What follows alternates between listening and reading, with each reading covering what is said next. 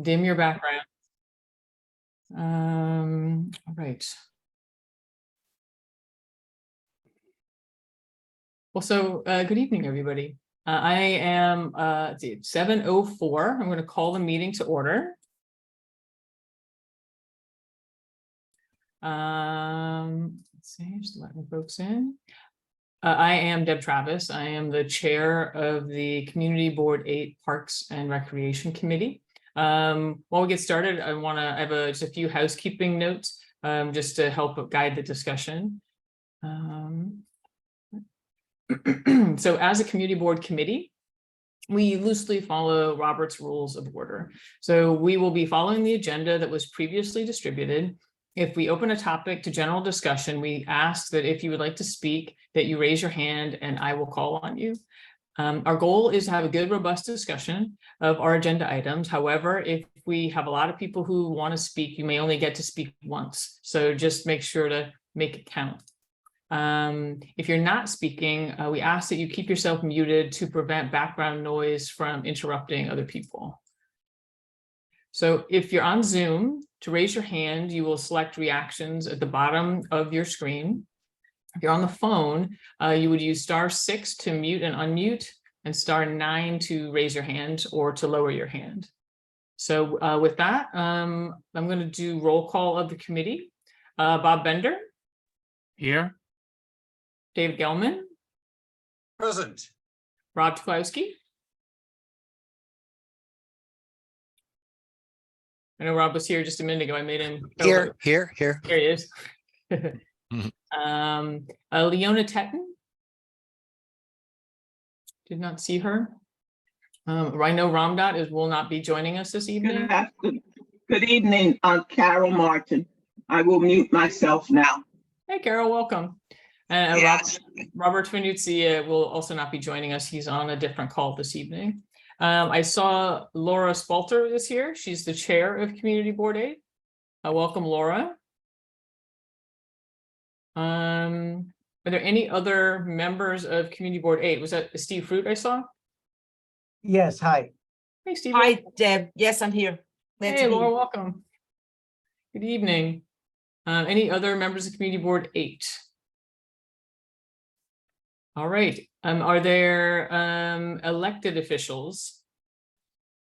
I saw Assembly Member Dinowitz's office. Is that the Assembly Member himself? Hello. No, this is Jesse Lair. Hey, Jesse. Do you know if the Assembly Member? There's two of you from Assembly Member Dinowitz's office. Is the Assembly Member the other person, or are you just in two places? That's strange. No, not in two places. I do not believe that's the Assembly Member. Okay. Yeah, it says Office of AM Jeffrey Dinowitz. You can get there. Hello. Hi, who's this? Hi. I'm not showing up on the participant screen. I'm not sure why, but I'm Tim Beer. I'm Council Member Dinowitz's district director. And how do you spell your last name? Chowdhury. CHOWDHURY. Okay, Tim Beer. But just be aware that your signature says that you are from the Assembly Member's office. Oh wow. Oh, so that's me. Wow, that's weird. Just change your background. Yes. It's probably because the councilman's office is closed for renovation and he's operating out of the assemblyman's office right now. I'll buy that argument. Correct. That's pretty good. That's some good detective work there, Bob. Deduction. Very good. So that's for Council Member Dinowitz. Got it. Okay. And then representatives from agencies. I've got David Saran from the Assistant Commissioner for Business and Special Events. Who else is here from Parks or any other agency? Alexander Hahn, are you from an agency? Yes, Alex Hahn, I'm Chief of Concessions for the Parks Department. Oh, great. Welcome. Thank you for coming tonight. Thanks for having us. Oh, it's totally wonderful to have you here. Concessions for DPR. And I think I saw Stephanie. Hey there. And then Christina. Welcome, Christina. Good to see you as always. And And then, and then we also have First T. Carl from Partnership for Parks. Oh, and Carl from, oh, yeah, welcome, Carl. Sorry about that. I didn't mean to miss you.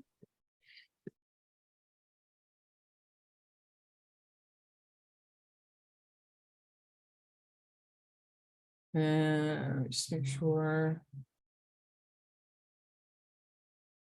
So is from First T, is that Karen Lespierre and Matt Rowitzer?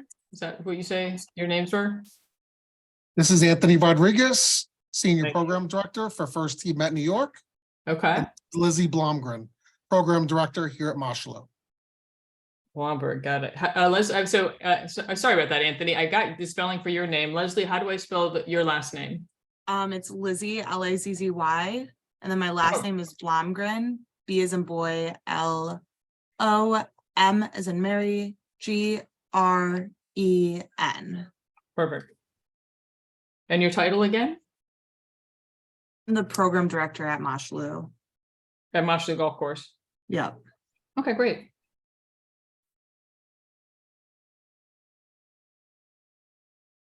And then, Mike, you're with Van Cortlandt Golf Course, correct? Yes, I am the concessionaire of Van Cortlandt Golf Course. We're so excited to have you here. Thank you for coming. Yes, thank you. Thank you for inviting me. Oh, totally. Can you spell your last name for me, just for the minutes? It's T as in Tom, A, F like Frank, E-T, Taffet. Got it. All right, very good. Anybody else I need to note for the purposes of the minutes? Okay, good. Just to introduce myself, I'm Ray Barbieri. I'm the new CEO at KHCC, Kingsbridge Heights Community Center. Hi, welcome. Stephanie. Welcome, Ray. Thank you so much for joining our call tonight. Thank you for having me. Excited to be here. All righty, so let's get started here. So first I would like to start with the approval of the minutes of the March 29th committee meeting, which were distributed to committee members ahead of the meeting. Does anyone on the committee have any changes? All right, if there are no objections, I move to approve the amended, they're not amended, I move to approve the minutes by unanimous consent. Any objections? Second. All right, perfect, thank you. So the minutes of the March 29th, 2023 committee meeting are unanimously approved. Chair's report. So the Tibbetts Advisory Group had a virtual meeting on Monday to review the design for the Putnam Greenway, kind of where it's at currently. There will be a walkthrough tomorrow morning for members of the public who are interested. It will start at Vervaline Place at 9 a.m.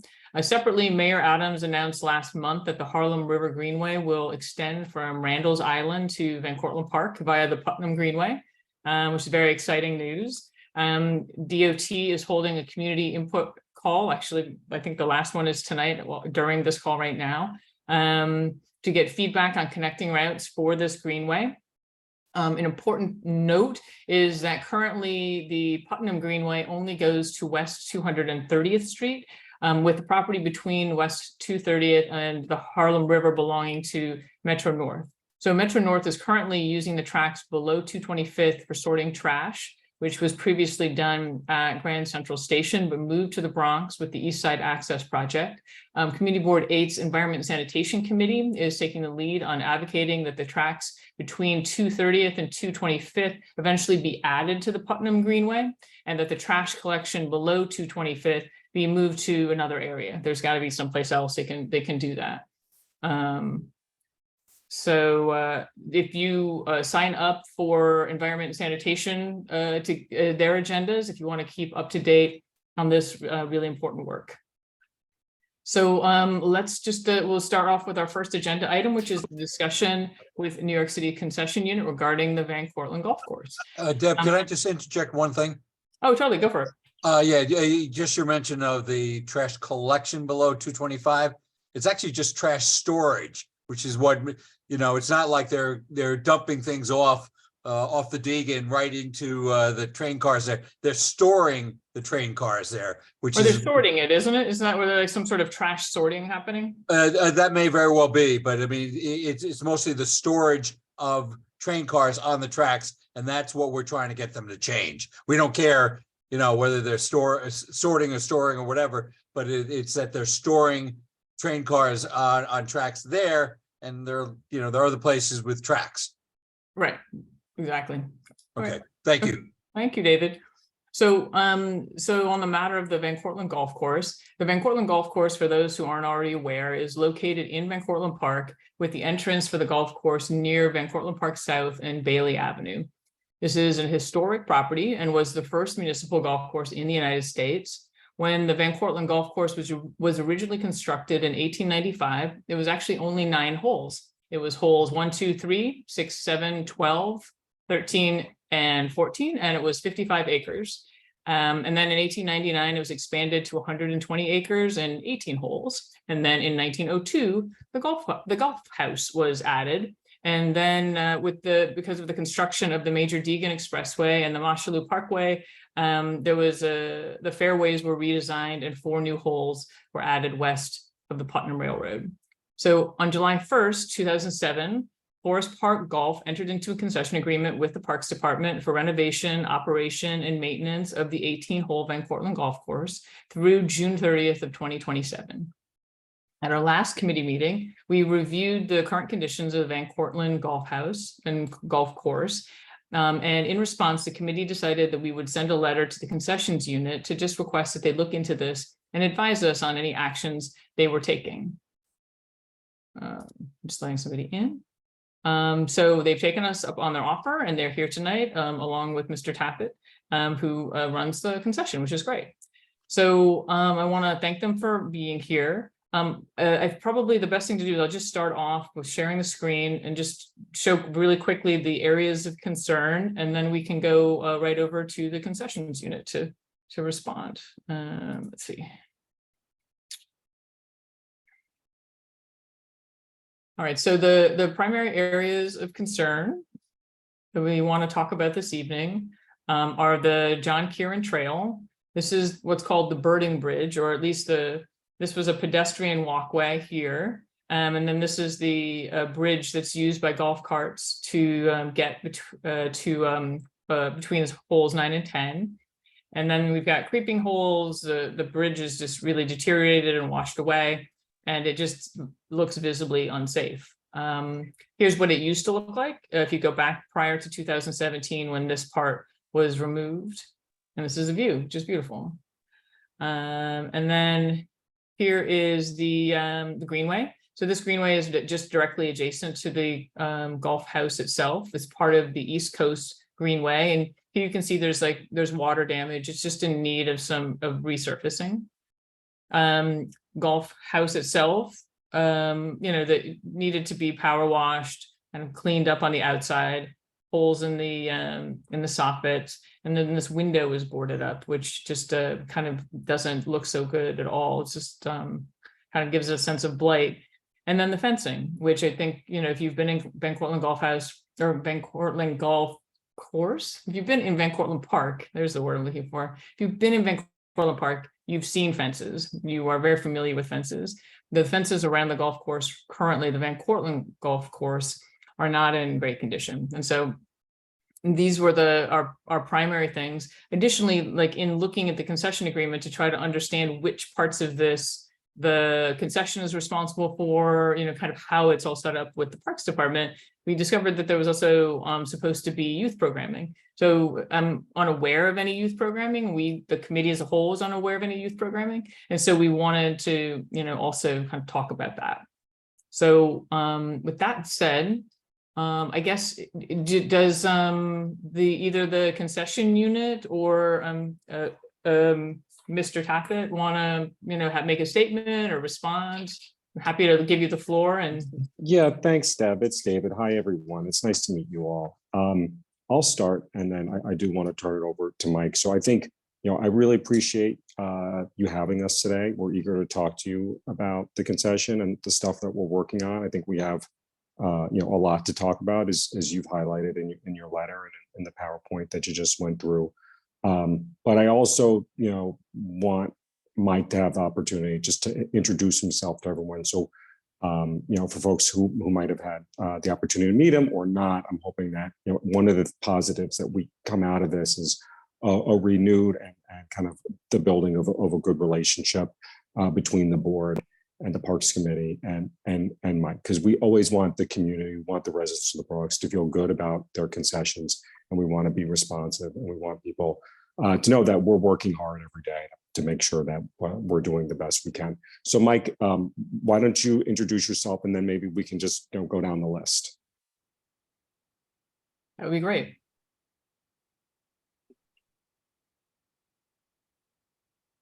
Let's see.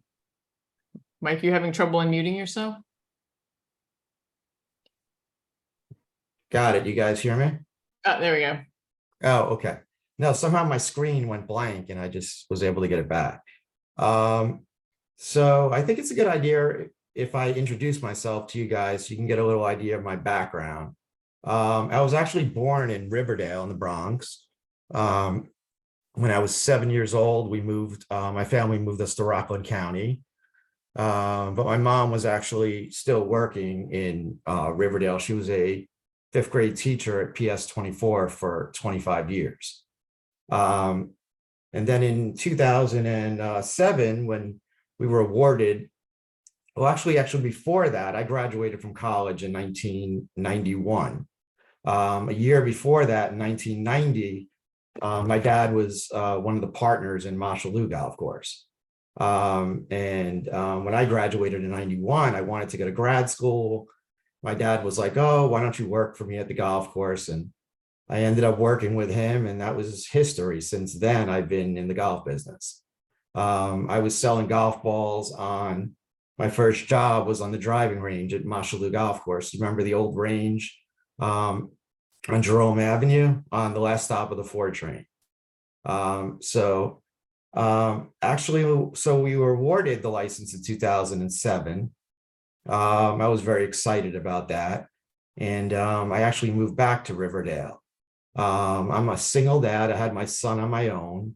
When he was born, I moved back to Riverdale. And we lived there for the first 7 years of his life. And now I currently live on Long Island. So I do have, a lot of roots in, the community. I just wanted to give you guys sort of a little background on that. I love the golf course. It's definitely a passion of mine. When we got the license, I was really excited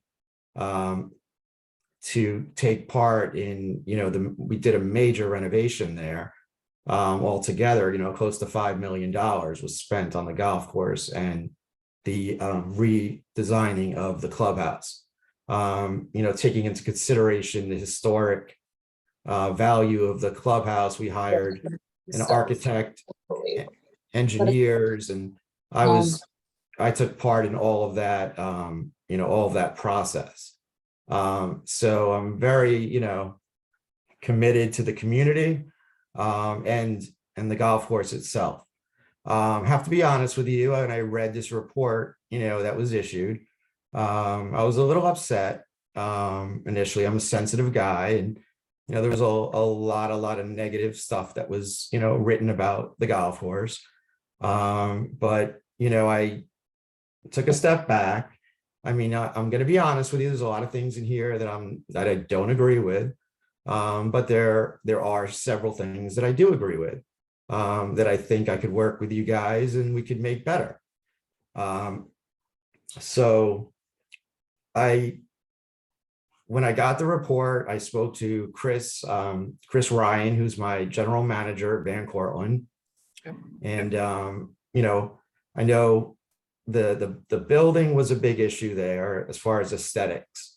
So I immediately, you also have to understand that we're also coming off the winter time right now where, well, we were just starting to get our staff back on a full-time basis.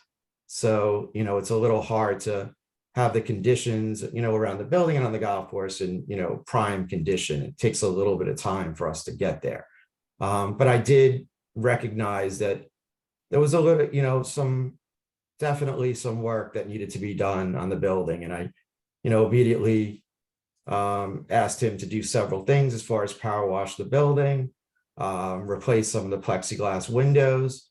Currently we are already doing work on the deck, replacing some of the boards that were broken.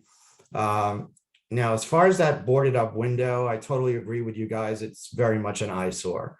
The reason why that was placed there is because we had many break-ins through that window with kids walking up the fire escape and breaking into the building.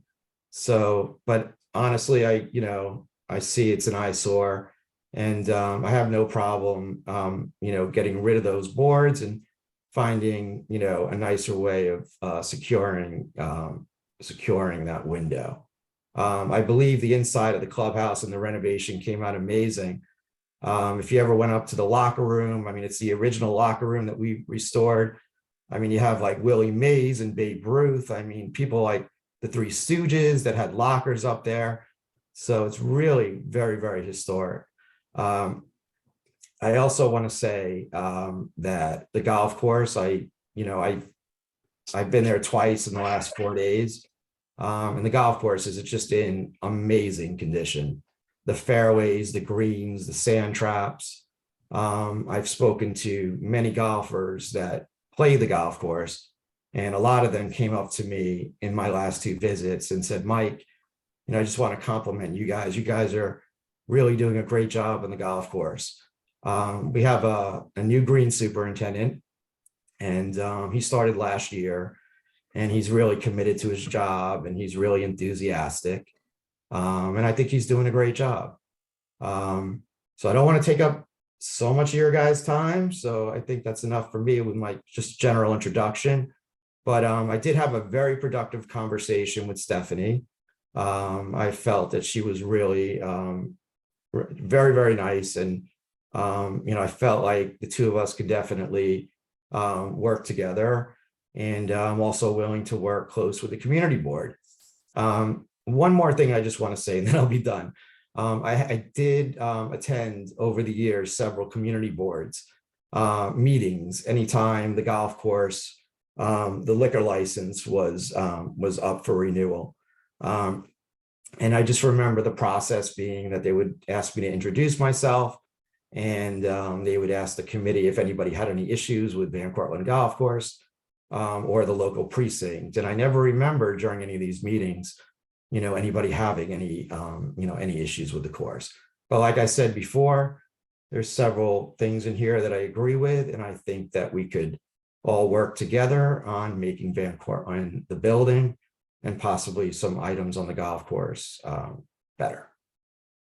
Well, so Mike, I want to thank you for coming and really appreciate the spirit you're coming in. Sure. And just to also be clear, like, I think that maybe one of the things that's been happening is that there's just not a good way for you to get feedback from the community. There's no good funnel for that outside of the community board, honestly, because 311 complaints and things like that are all it's hard to say it's related to the golf course, right? And that a lot of these conditions, they've kind of been like this for several years now. And so many people just kind of take them as granted. And so I'm happy that you've come, and I think that really it's just about working together to figure out solutions, right? Right. That the inside of the golf house is really lovely. We actually had a Parks Committee meeting there in September, October. And I think David Gelman was the one who told me to go up to the locker room and to check out the lockers and stuff. As a woman, I had to sneak into the other side, but it's worth doing. And so and I think it's really, that's one of the things that makes the golf house so important, is that it's historic and you can feel it in the wood and in the design inside. We don't, like, as a person who doesn't play golf, I don't have many opportunities, actually. I don't see your golf course. I think a lot of people who live around the park don't see the greens, the fairways, all of the inside of it. We see the outside, right? And so we see the fence, we see the vines, we see the things that are down. We see, like, we can't get across on the trail. And honestly, I hear when part of this project, I went around and just kind of asked folks like what their experiences were. And one of them that a lot of folks said was that they just wanted to be able to have a burger and a beer at the golf house, but they didn't know when it was open. It doesn't seem to be open very much. And it was hard to kind of, go on a hike and come back and know you can just hang out there and have a, burger and beer and sit and look at the lake. I mean, it's just a really special, beautiful spot. So I think we all kind of agree on that, So I see, I want to hand it over to the concessions unit. I guess they're kind of next to speak to what's going on and kind of some of the next steps. Well, I think we could just go down the list, and then Deborah, you tell us if you want to kind of like, you want us to go down the list, or you want to talk about each item as it comes up. We totally defer to you and your colleagues on the Parks Committee. Well, if the committee's okay, I would like to just go down, at least talk about some of the main buckets, really, the birding bridge being, I guess, the first one. So yeah, let's start there. Like the toughest one, right?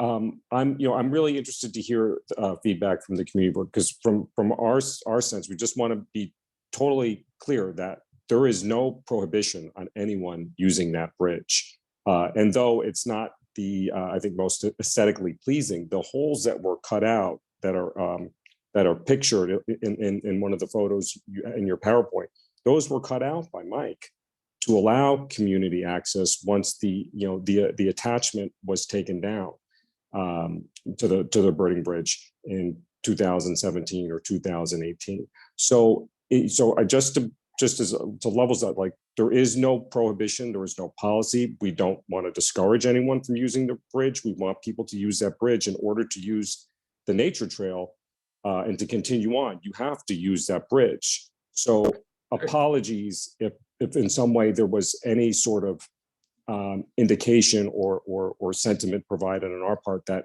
we didn't want people using the bridge. We did that because we knew the bridge was essential to the trail. Just to stop for just 1 second, what I've experienced is that those holes will open up and then those holes will get closed again. And so maybe there's just a disconnect someplace along the way, that they're getting closed up like other people's get closed, or sneak holes, I guess you call them, get closed up. So is there a world where we can just pull back some of that fence so that there's actually a walkway and that people don't have to bend over and kind of creep through? I mean, I am about the same age as Mike, and so I won't, it's like, it's not so pleasant to kind of crawl into even a hole that's 3 feet, 4 feet off the ground. Like, why not just open it up and make it clear that people can walk on the bridge? Mike, what can we do there? Well, I also want to make have one more concern about, even having, anybody access. Normally, before that other side of the bridge was removed, I also want to let you guys in on something else. In the report, it does state that the golf course side of the bridge is failing, and that statement was correct. It was failing. In 2017, Tony McCary and Revenue Division from the Parks Department, were trying to figure out a solution. Because I believe it did fail some inspections. And they asked me if I was willing to take part in fixing it. It was a tough sell for us because it was a big expense that we did not commit to in our capital when we bid on the golf course. But we agreed to hire an engineer and have an engineer draw up a report, which he did. I have copies of that report. If you're interested, I can send those to you. And then we submitted plans with a contractor who had a plan on how to fix the bridge. We submitted that plan to the Parks Department and it was approved. And based on that, the golf course went ahead and fixed that bridge. So now it is very structurally sound. So I just wanted to let you know that. We actually spent I don't have the exact number. I had it in front of me. I think it was $47,200 and something, I believe, in capital that we spent. That was not, we did not commit to that, but it was an effort that we made in very good faith to fix the bridge. Now, the concern I have with, there's 2 big holes that are open right now. But in speaking to my manager, Chris Ryan, I mean, a lot of people that are entering from into those big holes, they don't, when they get onto the golf course side, they don't really know that it's a golf course. So sometimes some of these pedestrians are like just bringing picnic blankets and setting up, for a picnic on the 10th hole. So, golfing is it's dangerous with golf balls flying and people hitting balls. So we do have a little bit of a safety concern with, allowing people to access, the golf course. But we do realize that right now, without that other side of the bridge open, that's really the only access point for any pedestrians to enter. And we're willing to continue to leave it open and let people access it. If it's something that you guys want us, to make more permanent, instead of just like 2 cutout holes in the fence, I would be willing to, discuss that with you guys.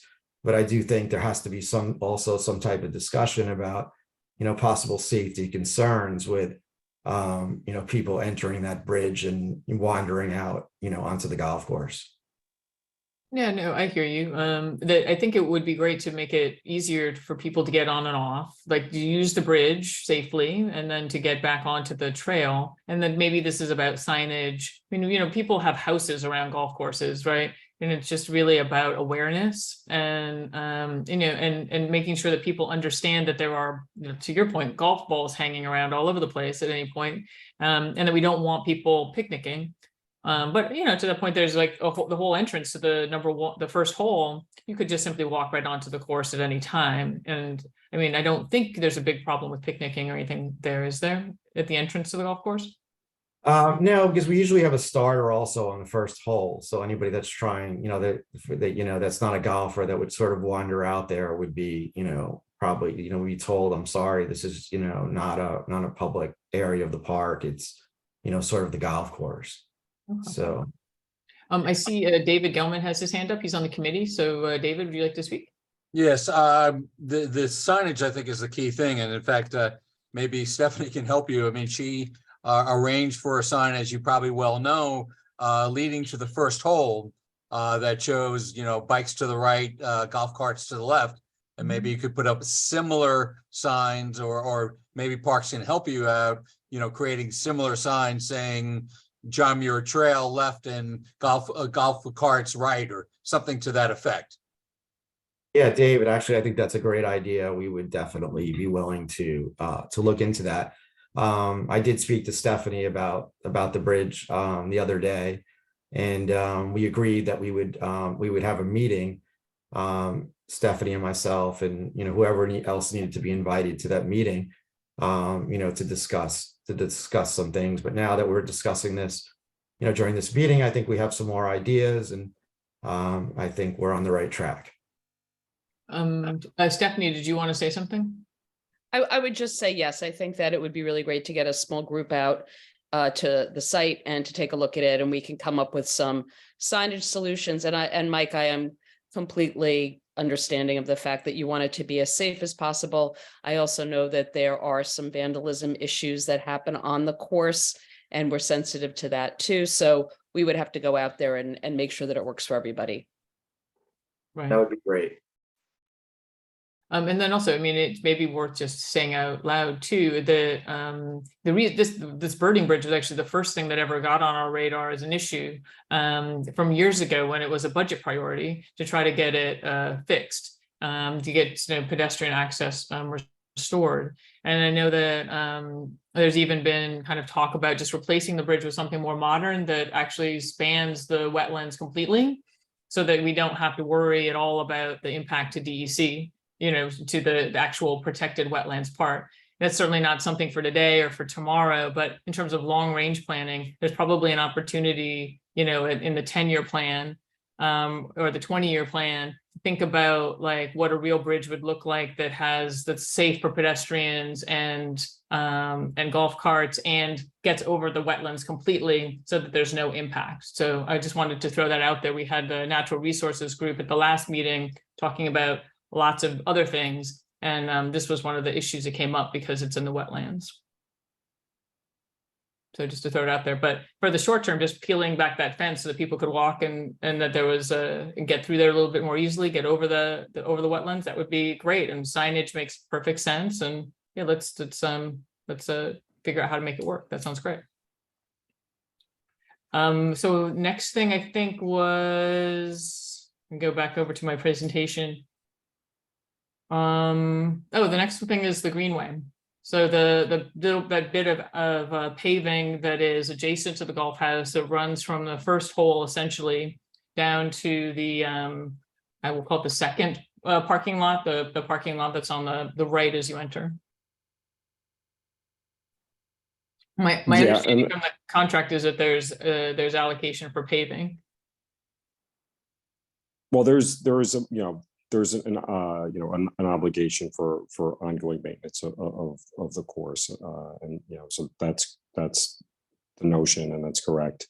And then Mike and I were talking about this the other day as we were reviewing the letter, and I know Mike did take a look, and there's we want people to feel safe when they're biking along that greenway. And we think there's some opportunities there to patch, of course, and hopefully address those concerns. So who is responsible for paving within the park? Is this a DOT issue, or would Mike be kind of subcontracting it out? I don't know how it works when there's a concession involved. When it's within the licensed premises, it's generally the responsibility of the concession. And we're nearing the end of this license, and Mike had a $5 million commitment, which he's pretty much met for maybe about $40,000. But like we said at the beginning of this meeting, obviously Mike cares a lot about the course. He cares about the Bronx, and we care about being responsive. So I think we're gonna patch those areas and address it as quickly as we can. Mike, you've got your hand up. Did you want to say something? Oh, I'm sorry, I would have had my hand up before. I forgot to put it down. Oh, okay. But yeah, I could, we do some, repair work to asphalt. Some of it we can do in-house. One of the golf courses we have in Staten Island, I have a green superintendent that's really good at doing that type of work. So what I'm thinking possibly is just to buy, a large truckload of it's dry patch is what it's called. And maybe we can have it delivered to the golf course, and I can have a crew of maybe 2 or 3 of my guys, repair some of the bad sections. I don't know how, it's a huge section. I don't know what the expectations are on your guys' part, but I am definitely when I was out there today, I actually had my dog with me, and we walked the whole, area from the golf course all the way up, under the bridge, and I kept going a little bit until my dog was like ready to die. And then we headed back. But I did recognize, I took some pictures, and I saw a few areas that I think that we could, definitely fill in and, try to make it a little better, if that would be okay with you guys. Yeah, it's really I know that the area under the overpass that runs along Mosholu Extension and then kind of goes down the hill, right? That's where on the bike path side of it, on the bike side of the fence. I think that's really, in my understanding, that's kind of more on the Van Cortlandt Park side to address. There's some routes that have come through the blacktop over there, and there's a patch that I'm sure Stephanie knows very well, because it's always like in a process of shifting. That's something that we would work on with her. That this is really just about that part that stretches from the underpass near the hole number 1. That's kind of coming in where that left-hand side is deteriorated. I think the expectation is that just for bicyclists who are coming in to the park, when they're there, it's a little congested. There's going to be golf carts and people moving around. There's often people with kids, and you just want to make sure that nobody's going to hit something and kind of go, kind of over their handlebars or wipe out right there. So it's really just to try to make the surfaces predictable as possible and kind of eliminate grooves and stuff so that the bikes aren't gonna like, fall over. Yes, I'm definitely, willing to, I think maybe when I meet with Stephanie, we can definitely look at that together and see if we can come up with a, like a game plan on that. Okay. I mean, I also don't know, Stephanie might know better if East Coast Greenway does anything as far as helping to maintain the if there's money available through the state or for that kind of maintenance. I don't know. We can check on that. Okay.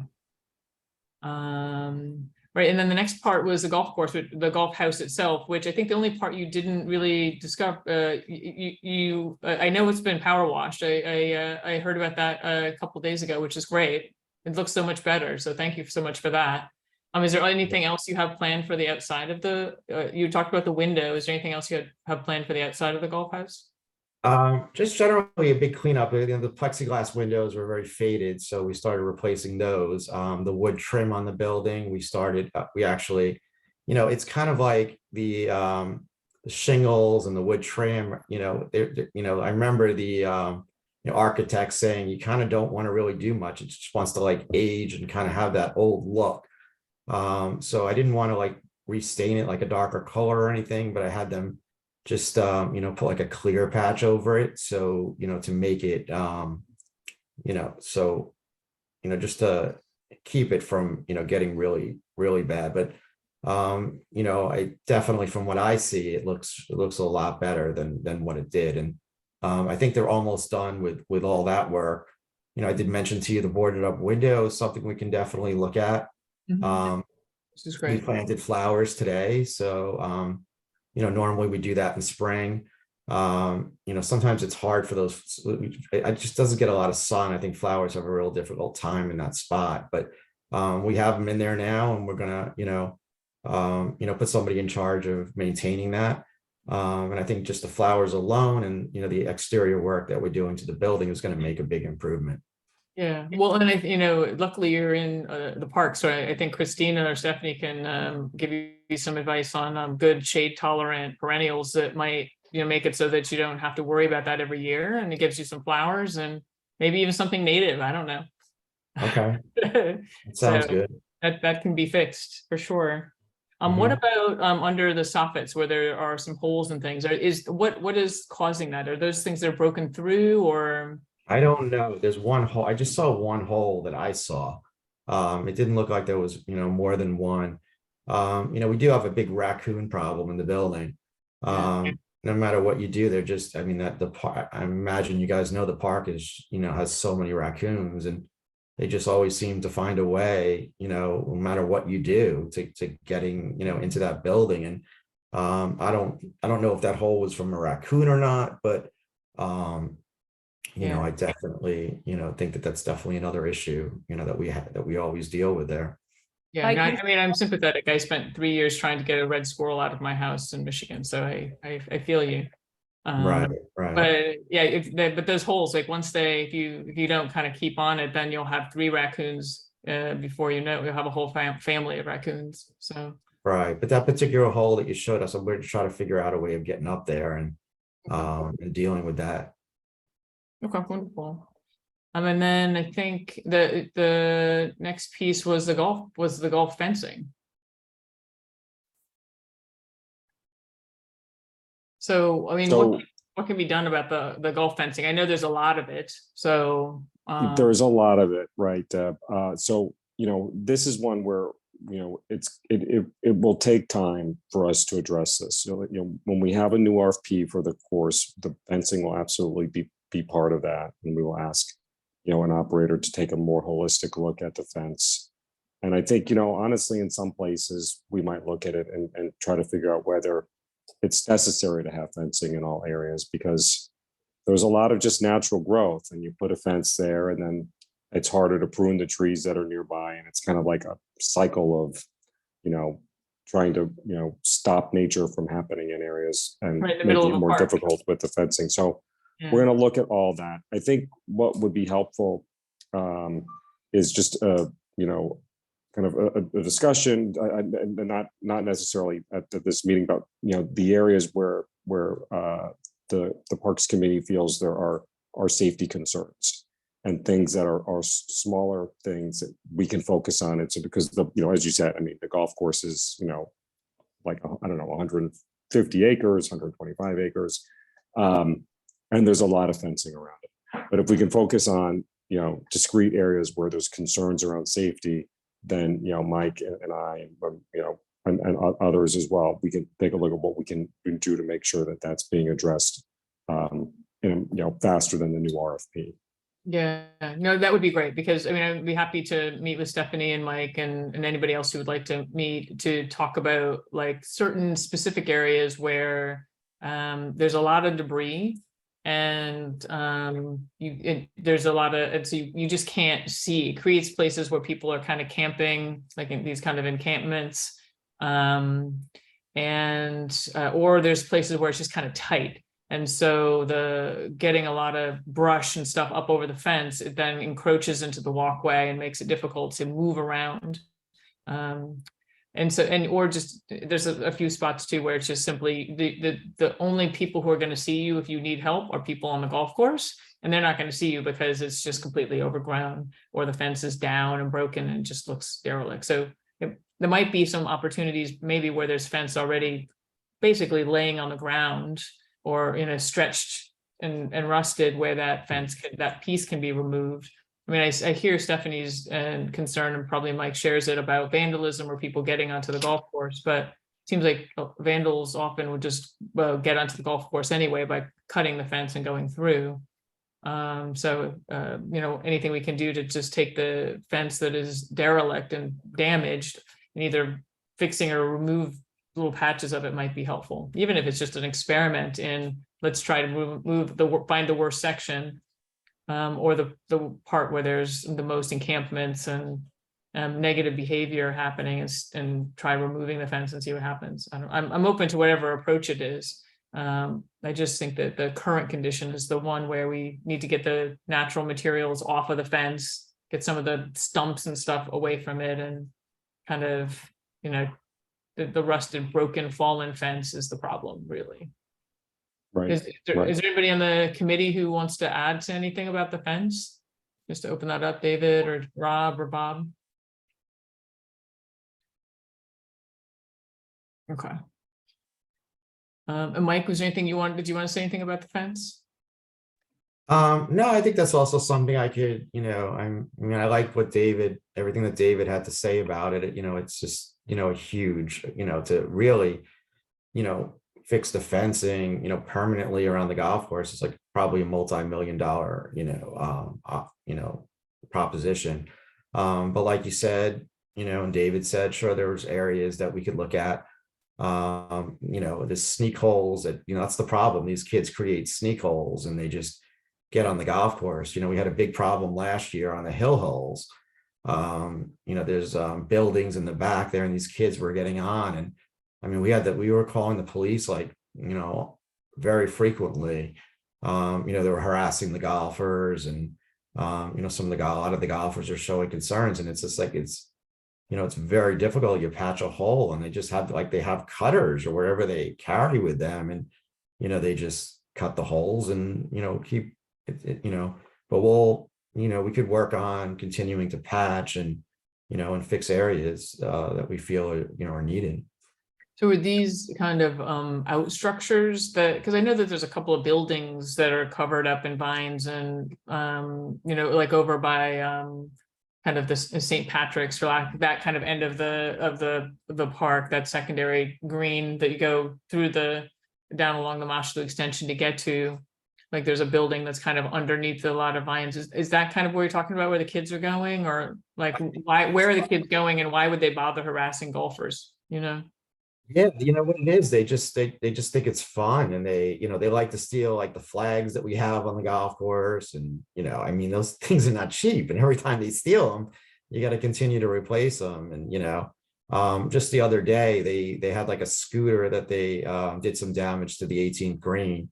In the past, we've had a lot of these 4-wheel vehicles also manage to get onto the golf course and create some like really serious damage.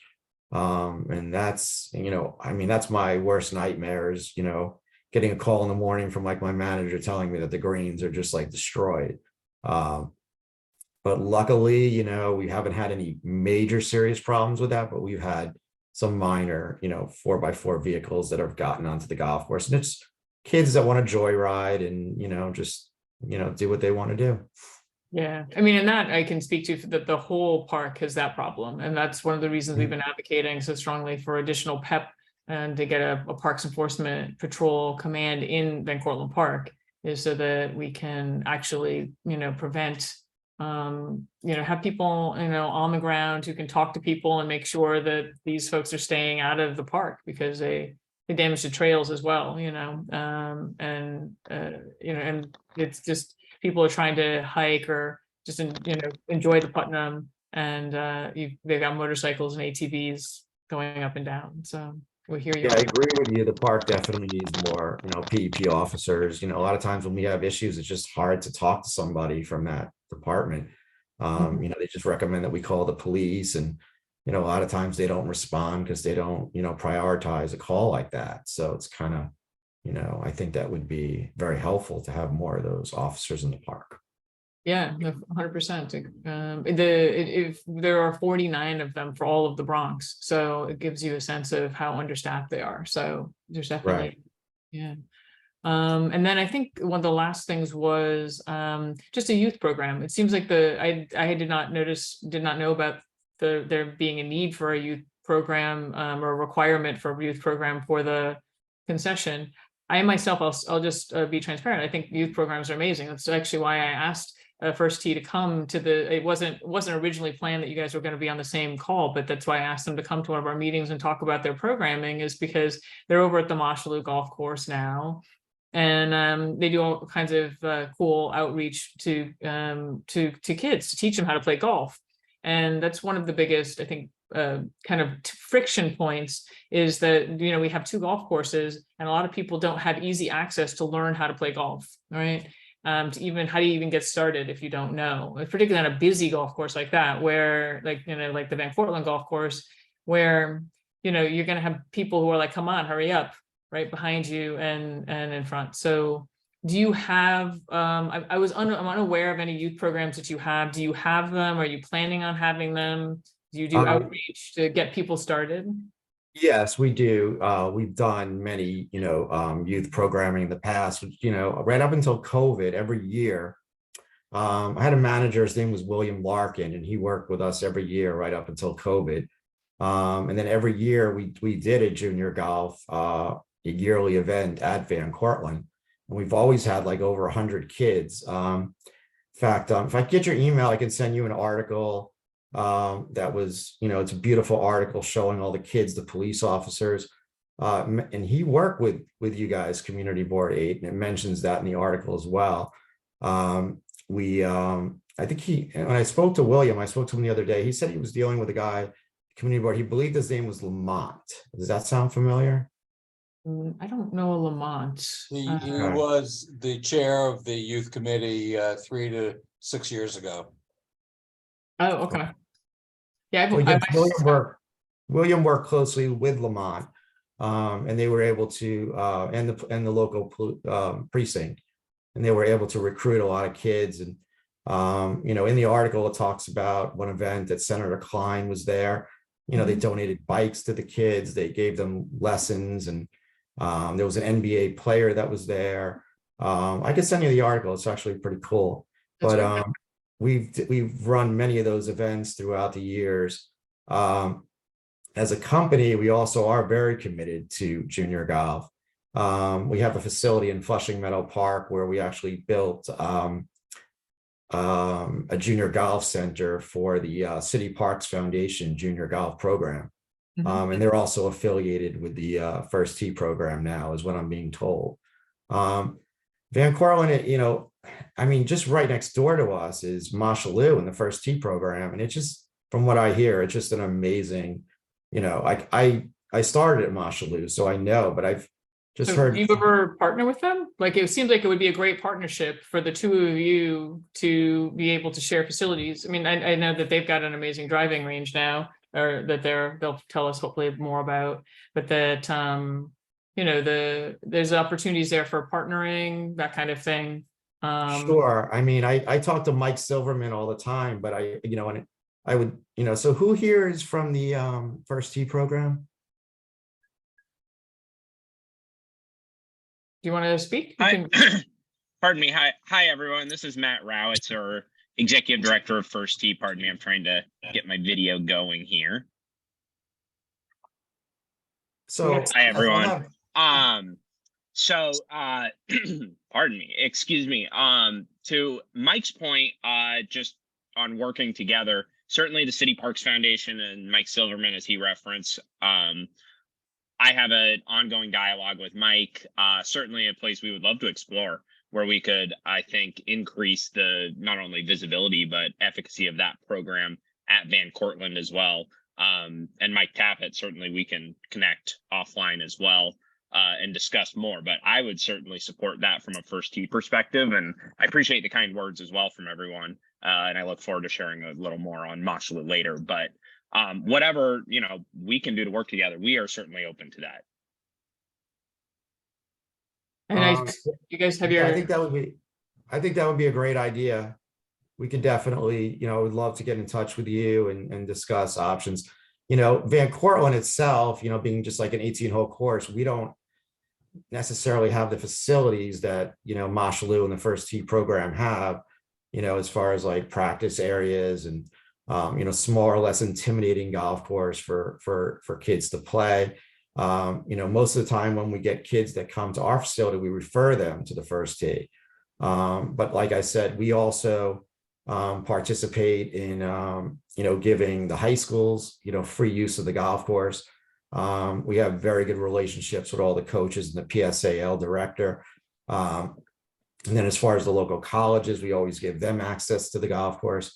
But from a teaching, learning perspective, I definitely see there being, some more opportunities of, helping maybe for us to work more closer with the First Tee program and sort of, get some kids from our place over to their place. And maybe, they could also get some of their kids that are ready to play a regular golf course over to our place. And we would love to, give them access to our golf course. I mean, I really believe that, look, the youth is the future of the game. If, youth, if they don't get involved in golf, then, it's bad for the business. But, I started as a kid and I feel it's really important, and I'm, definitely committed to anything I could do to help on that front. And excuse me again, just on my end as well, I think the way Mike just stated that is very well said.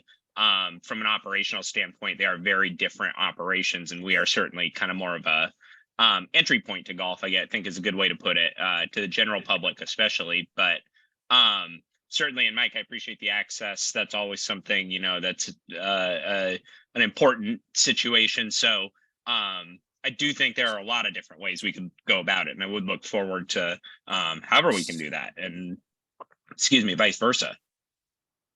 Yeah, that would be great. I mean, even like these youth programs, we service over 100 kids every time we do that. And we can try to continue. And it was just hard after COVID to really do that. But, just getting more kids in the community, involved, I think is a great idea. Well, and if you ever need any, help with outreach to schools and, things like that, then the community boards, that's what we're helpful for. We're here to just kind of, connect, to be connectors and to help support with agencies. So. Right. We would definitely, if you can give me somebody on the board that can help us with that, that would be great. So wonderful. And then Stephanie too. I think Stephanie and Christina have very good connections too within the kind of the larger Van Cortlandt network. So so I know Michael Lee Cook has had his hand up for a bit, so I wanna let them speak. Michael, would you like to say something?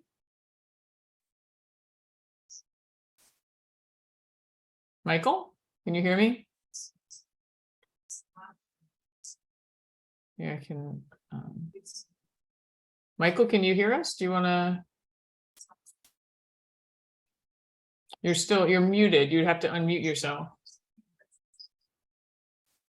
He's on a bus or a subway, so he may not be hearing you.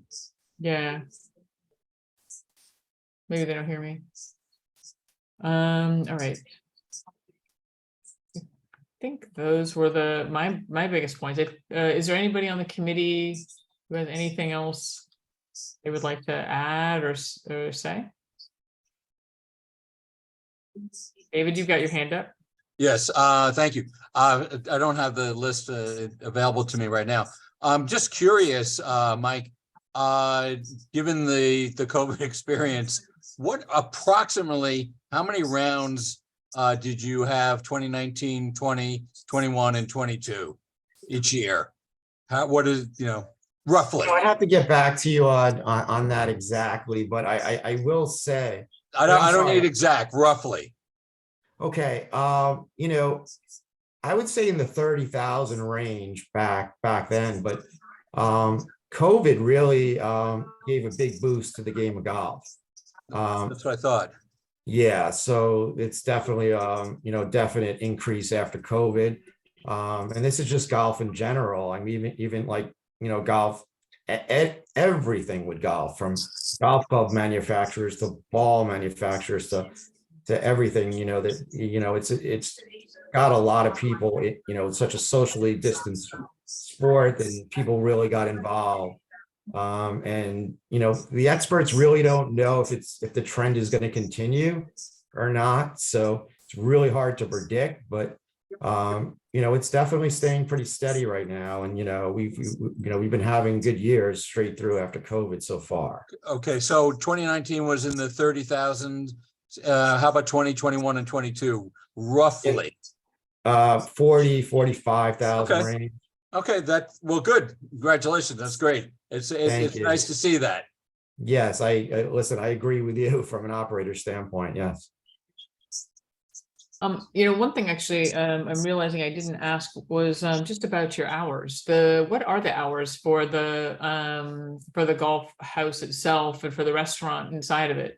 I never see them posted. It's hard to kind of discern when they are. Okay, yeah, that's an issue that Stephanie mentioned to me, and they said we could work on that. The golf course is basically open sunrise to sunset, and that changes a lot throughout the year. Where like in the winter, by a few minutes. Yeah, I mean, you'll be surprised. In the longest days of the year, we open up at 5 o'clock in the morning, and we don't close until close to 9.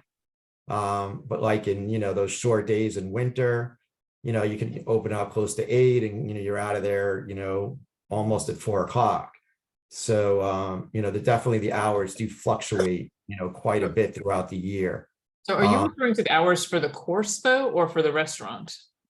Say that again, I'm sorry. Are you referring to the hours for the course, the golf course, or for the restaurant, the snack shop? Those are the hours I was referring to for the golf course. What are the hours for the restaurant, for the house, for the to eating? Like if I wanted to go get, I've heard the burgers are actually very good. Right. If I wanted to go get one, like what are the hours to do that? Okay, so again, like that's an area that we could work on because we don't have the hours posted. But we do have a lot of issues as far as trying to keep the snack bar open. During these really off-season times, it's hard to even get staff that want to come and work. They like to work off of tips and stuff. And we've stayed open some days where you could do like $20 in business the whole day. So like situations like that, we try to we don't keep the snack bar open, and it's very common with a lot of the New York City golf courses.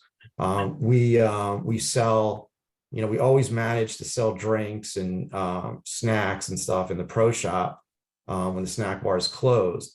But during the regular season, I mean, we're open up pretty much all the time, except if it's like a day with like pouring rain, and we have like 10 golfers on the tee sheet for that day.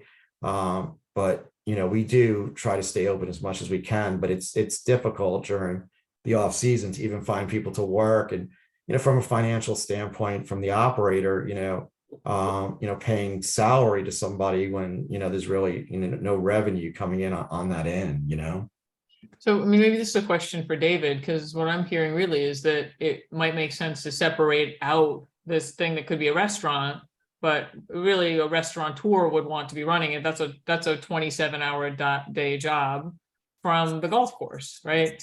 So that you have a golf course that a person who is the professional and has expertise in golf could run the golf course, and a person who has expertise in the restaurant would run the golf house. I mean, David, is that ever something that you would consider when you do open up the RFP? Well, we can absolutely give that consideration, Deborah. I think, there's an assumption being made, and it may be a correct assumption. And I honestly don't know that there is a sufficient business there to support a full-time restaurant.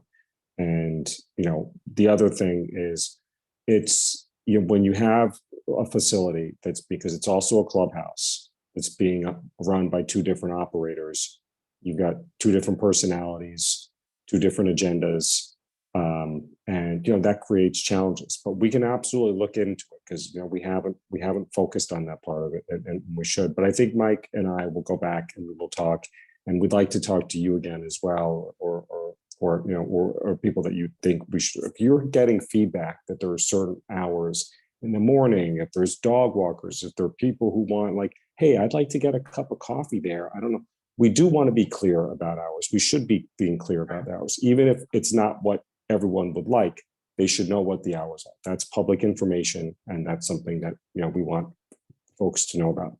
And then if there's certain areas that, but if there's certain areas we're like, hey, it would really be nice if we could go here and get food at these times, and we want to figure out how to be responsive. But as Mike's pointed out, everything has costs, so we'd have to take a look at it. But we absolutely want to have that conversation and try to get to a place where everyone can feel like, look, we talked about it, and we're making some improvements, we're making some changes to try and be responsive to what people are saying. Yeah, I mean, this part of Van Cortlandt Park is really like 2 blocks away from the Bronx Ale House and like Bronx Steakhouse and multiple restaurants. And so it does seem like it'd be a going concern. Also, I just know a lot of seniors, and especially up in the morning, who are looking for a place where they can have a coffee, right? And it's a beautiful spot. You often see people sitting at the bench right next to the golf house. So David had his hand first. I'm gonna let him go first, and then I'll go in. Oh, also Alexander, I guess Alexander, you're with the Parks Department. You should go first, and then David. And then we'll go with non-committee people. Thank you so much. To follow up on what David Cerrone from Parks was saying, if there is interest, a true business interest in from an operator who thinks that this could be successful as an ongoing food business, I'm sure that's something that they can talk to Mike Taffet about. But just for transparency's sake, no one has reached out to Parks to say that they would be interested in running a full-time restaurant here. So there are cases where concessions have a more robust a la carte dining business, and nothing precludes our golf courses from doing that if they feel like there's a market for it. But this really goes into what I was saying before. If there is an interest from the business community to run the food service a little bit more formally, that's something that we'd be interested in knowing more about, especially if we're being asked to consider splitting up this concession in a future RFP, which I think for some of the reasons David stated, may not be the best idea in the best interest of the city. Really, we wouldn't do something that we thought could backfire on us, and so I think we'd want to better understand that kind of circumstance. But nothing precludes a concessionaire from sublicensing a portion of their business, but I think we'd need them to figure out the business terms. And I do want to say that doing business with the Parks Department and doing business with the city, the expectations on internal controls and reporting and seeking approvals for just about any change to your operation, hours, prices, et cetera, even the best operator on the private sector side may not be willing to live with those types of obligations, but that is part of the, that's part of the strings attached with doing business on public public land. Right. Okay. Thank you. David Gelman? Yes, excuse me. Yes, I think it's fair that if we really expect either the concessionaire or some subcontractor or a different contractor to have standard hours for a snack bar or something of the sort, I think it would be fair that we put out a sign saying that there is a snack bar out at the golf course sign at the split to the Major Deegan versus the underpass to to the golf course, wherever that golf course sign is. I don't remember, but I think that would be fair. Yeah, I think it would be great, like if people knew that there was a golf course or that the golf house was there and the hours and they were posted. I think you get a lot of breakfast, serious lunch. people who would go over just to get a cup of coffee and to Right. have, Maybe just apparently breakfast salad. serve, lunch serve, something on that order, whatever. Yeah. But I know that Parks has lots of rules about signs, but I think that would be fair to work on something like that for the concessionaire.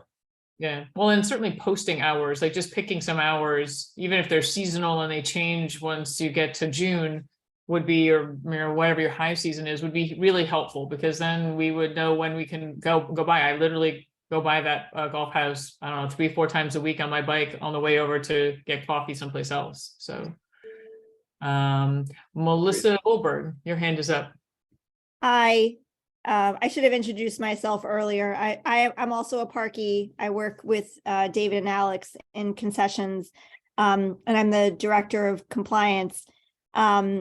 I've worked with Mike Taffet for 15 years in this role, and he really has proven to be a really terrific partner. And I can tell you, as the person who gets the 311 complaints, and complaints from elected officials, from Parks Department employees, that generally speaking, Van Cortlandt Golf Course is really one of the gems that we have.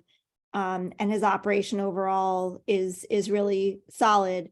And he is the kind of partner who comes to a meeting like this and says, let's work together so that he can meet the needs of the community. And so I'm not surprised that Mike is open to talking about these things. I think Alex sort of just spoke to this, and David did as well. And I am in agreement as the director of compliance, and this is something that Mike and I have talked about in preparation for this meeting, that he does need to have a clear set of hours, and it will likely be seasonal, right? So what we expect in April is, or May or June, is not what we expect in January or February. But I think we'll work together to come up with hours that seem to make sense on a daily basis from, at some point in April to some point in October. The climate change has led to an elongated golf season. We had almost no snow this winter.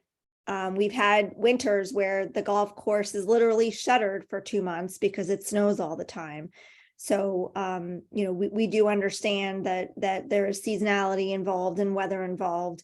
But I just wanted to introduce myself and let you know that I'm committed to working with Mike, and I'm totally in agreement. I was, texting my colleagues, signage, we need to have signage about the birding bridge and making sure that people know where to go when they get off. And I think that we can do park signage for that. I think people might be more likely to follow it if it has a park leaf on it. And so, I'm here. I just wanted to say hi, and that I agree. And I also just, did want to speak to my experience working with Mike and what a great partner he's been. Well, thank you, Melissa, for introducing yourself. You raised some interesting questions I wanted to ask, which was just about compliance. The golf house and the fencing and stuff. This is not a recent thing. This has been going on. How did we get to this point? Like, why, what's your mechanism for working with Mike independent of the community board raising this? So I think it's important to note, particularly when it comes to the fencing issues that exist here are universal we have, I never remember if it's 14 or 15 golf courses now with Ferry Point. And all of our golf courses have issues with fencing on the perimeter. Having gone, I don't know, 6 or 7 years ago and gone all around Van Cortlandt Golf Course specifically to look at this issue. Mike is right in talking with our director of architecture, who's in concessions. It's hundreds and hundreds of thousands of dollars to replace that fencing. And further, it's not just about the difficulty in pruning the trees, but some trees would likely need to be removed in order to address this fencing. And generally speaking, we don't like to do that. And so, as David pointed out earlier, there is an overall capital commitment that Mike has in his contract that is about $5 million, and he's very close to reaching it with about $43,000 left. And he's got 4 more years on the contract. And so we have to sort of pick and choose what Mike is going to spend that money on. So, for example, the issues that you raised on the Greenway is something that Mike has expressed interest in addressing. That will cost a good amount of money to repave that. I'm not saying it'll be $43,000. But addressing the fencing is not something that was considered when this contract was signed all those years ago. The focus was on the clubhouse and the restoration of the clubhouse.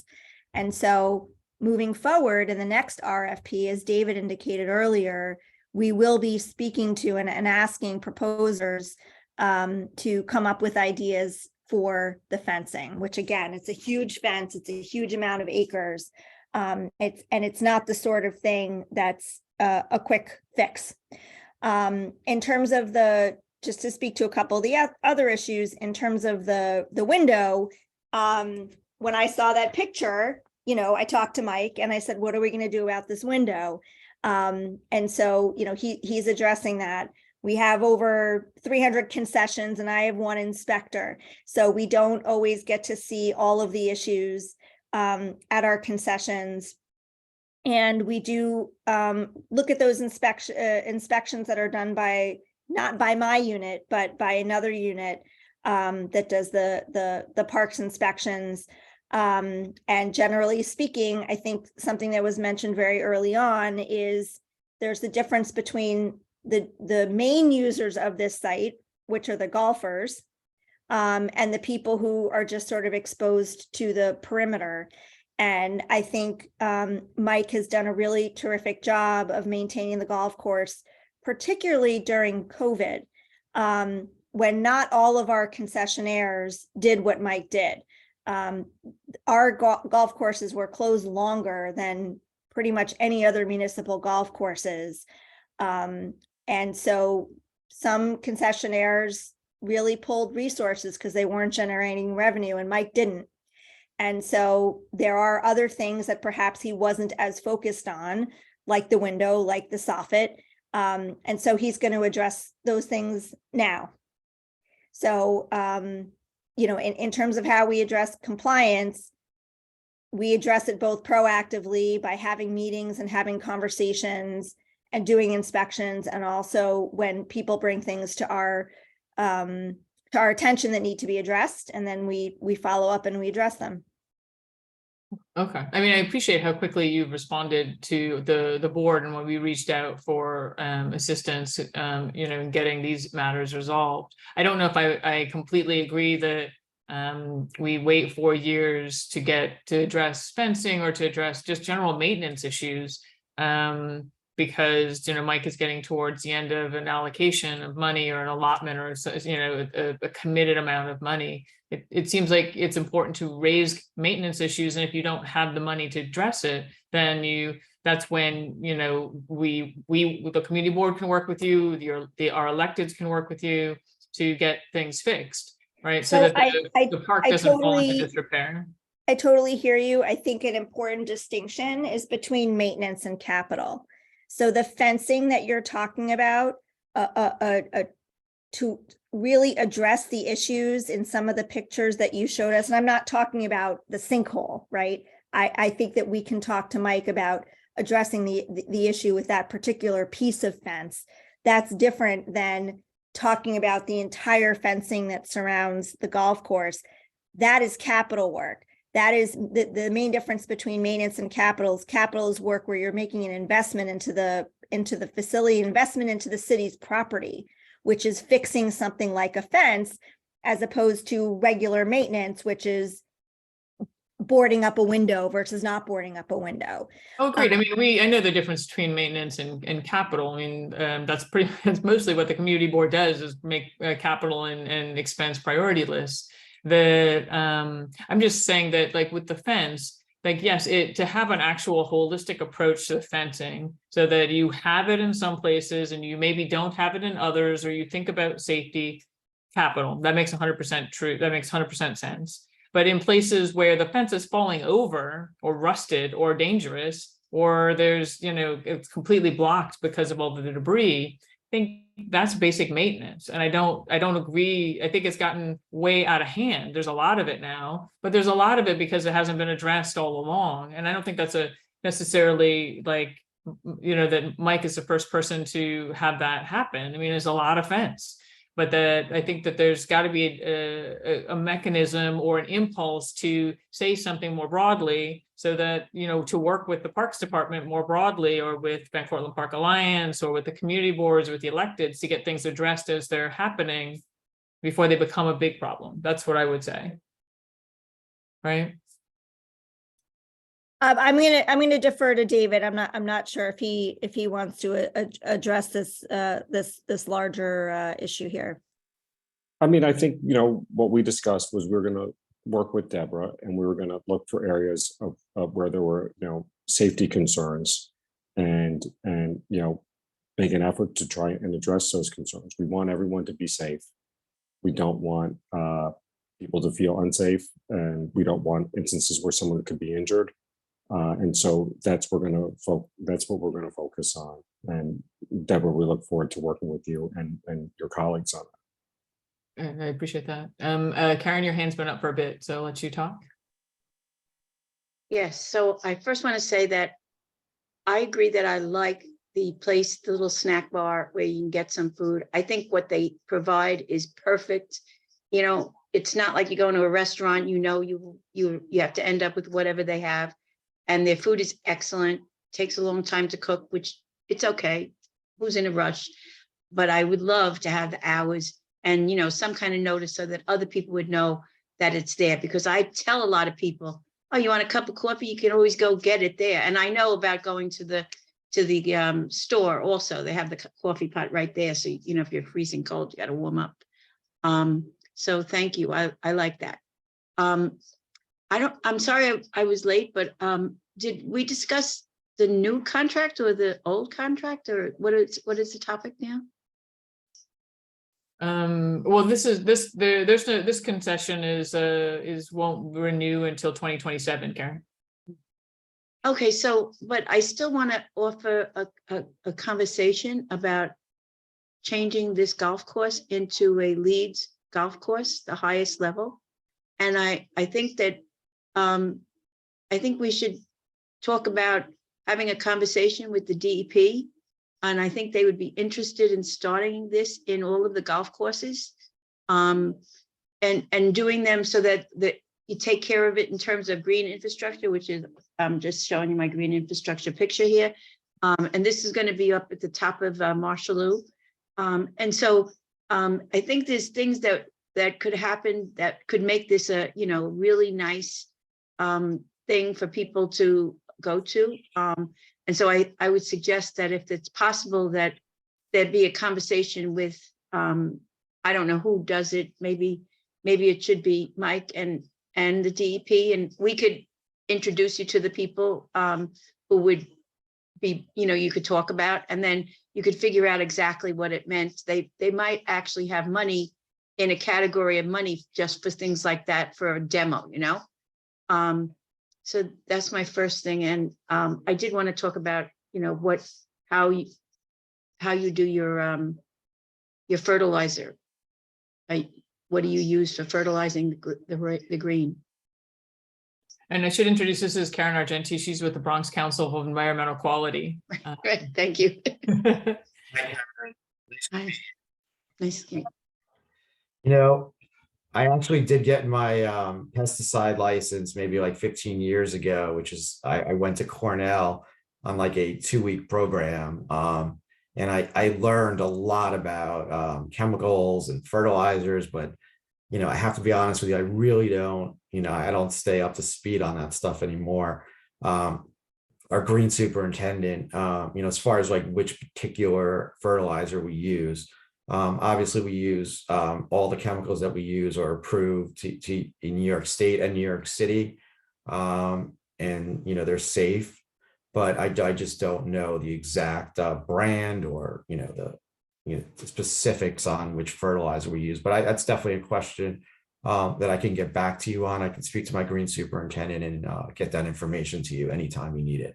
Yeah, because we're interested in making sure that the lake and pond is protected and clean. And a lot of things that happen with fertilizer, if the landscape is not manipulated correctly, it'll end up in the water. And so, which goes to that first question about making it a Leeds golf course.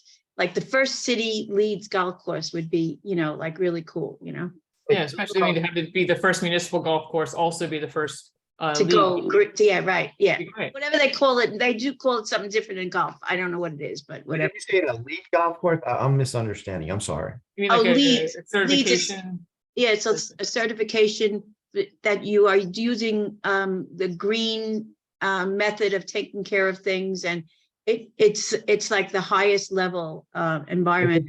I think that's like the Audubon Cooperative Yes. Sanctuary So Program. Yeah, so there's a different one for you golf courses, right?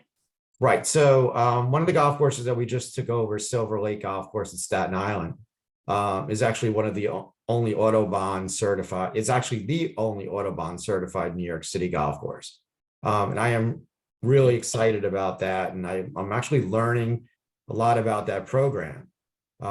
There's lots of things involved with protecting the wildlife and putting bird feeders up and dealing with the wildlife, and also pesticide and chemical management and water management. And I've been doing a lot of research into that, because actually there's some other New York City golf courses that are coming up for bid right now that we are, excited to possibly get involved in.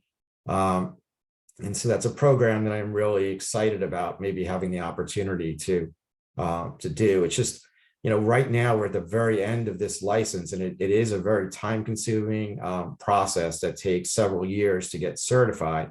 So I don't know if Van Cortlandt at this point is an option to get Audubon certified in the time frame that we have available left on this license. But I will tell you that if I love this golf course, and I'm going to try really hard to get it back.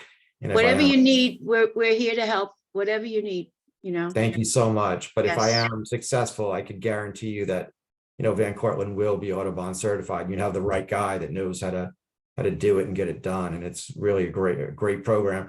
And it also involves like a lot of outreach from the community and getting Boy Scouts and other programs involved in taking part and, learning in nature. And it's just, it's really an outstanding program. Yeah. Yes. Well, we're well situated to do that kind of outreach. And so what I'm hearing is if like that kind of certification was in the RFP, that wouldn't be a problem for you. Correct. That would be kind of an opportunity to distinguish yourself. Thank you. That's wonderful. Thank you. Well, I know it's getting late. Are there any last kind of, there's one question I know Bob Bender had before, which is for the concessions committee. This is, I think, David, this is for you. When RFPs come up, and go out for concessions, what kind of outreach do you do?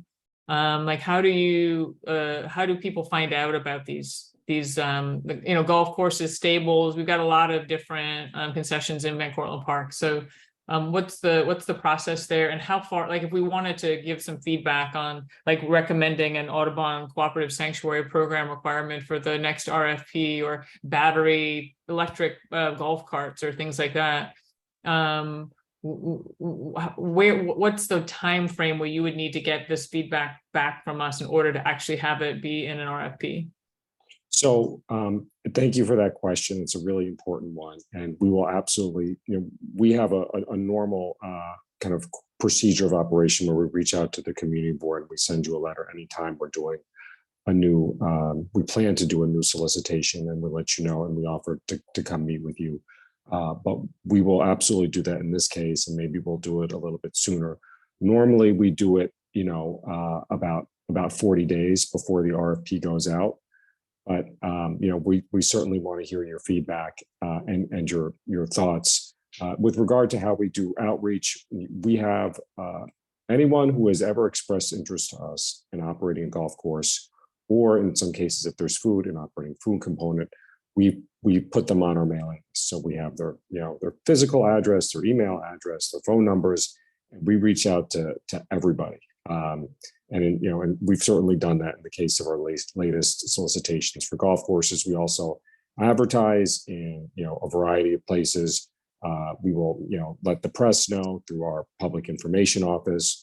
We have advertised in MWBE publications. So we try to do as much as we can. We certainly put the word out on our website. We'll put it on our social media that Parks has. But that doesn't mean that we're doing everything and we're getting to everyone. So we certainly want to hear from you if you have ideas or suggestions for potential operators. And because you brought it up, we are totally with you in regards to things like electric golf courses, golf carts rather, sorry, in our new RFPs for six courses. We're requesting that all of those courses go to fully electric fleets of golf carts. So, not to break any news, but rest assured that will be, that'll be an obligation of any new RFP for this site. And then Karen, also to your point, I'm not familiar enough with how a golf course would achieve LEED certification, but another thing that we put into the golf course RFPs and as many RFPs as we possibly can is a rating section on integrated sustainable design, where we are looking for creative and really cutting edge ways to preserve energy, to be as environmentally friendly as possible, and of course, based on the type of concession you have, the tools that we use would be different. But we are certainly very mindful, and that's a priority, I know, from the commissioner to all of us at Parks, to making sure that we're doing everything we can to be as sustainable and friendly to the environment as we can. That's wonderful. I love the what you're saying about the electric golf carts and stuff. I mean, that really is the future, is to get the carbon-based stuff out of our regular everyday day-to-day. So that's great. Karen, did you have anything else you wanted to say? No, I'm good. Thank you. And then Alexandra, I see you've got your hand up. Yes, thank you. This was a good kind of segue to just remind you that we did issue the notice that David had mentioned. We did issue the notice regarding an upcoming RFP for the Mosholu Golf Course, whose contract is expiring next year in June. And we plan to issue that RFP soon. I think we issued the first notice to the community board in September or sometime during the fall. And then we issued a second notice in the beginning of this year. I know we haven't spoken about this and we don't have to do it today, but since you had mentioned having an opportunity to comment on these kinds of RFPs, I just wanted to remind you that, that RFP is imminent. So it's interesting you bring that up, though, because there was a different Parks chair in September. I don't know, and I think Bob's still on the call, but I was the Parks chair in January, and I didn't get anything regarding any requests for comments on the RFP. We send these out via email with delivery and read receipts, but we can certainly send that to you again. Again, it's not too late to offer comments. Yeah. No, I'm just saying we didn't get anything at the Community Board 8 office that I'm aware of. So interesting. So send a new one. Yeah, please resend it. And Bob's got his hand up. Bob, did you get anything back in September? No, this is the first I'm hearing about this, Deb. Alex, let's find out who we sent it to. And is there, Sure. and just, do you have, Deborah, an interim district manager? We don't really have an interim district manager, but we do have, the same email address that we always have, and Laura and the two other staffers have been covering all of the email that's been inbound, so. Okay, well, apologies in Kira was advance. in place in September, so.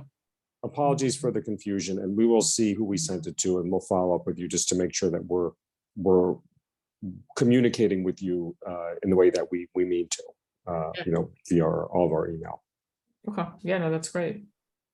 And then next year will also be, well, not next year, but we'll also be issuing a similar notice. It hasn't been sent yet, but regarding the stables at Van Cortlandt. Okay. And when is that one coming out? That'll come out after Mashalou, but not too long after. So, but we haven't issued the notice yet, and once we know, from your end who, the specific email address that we should be sending it to, we can make sure that you get a copy of that. But I'll certainly look into the email address that was previously sent for Mashalou.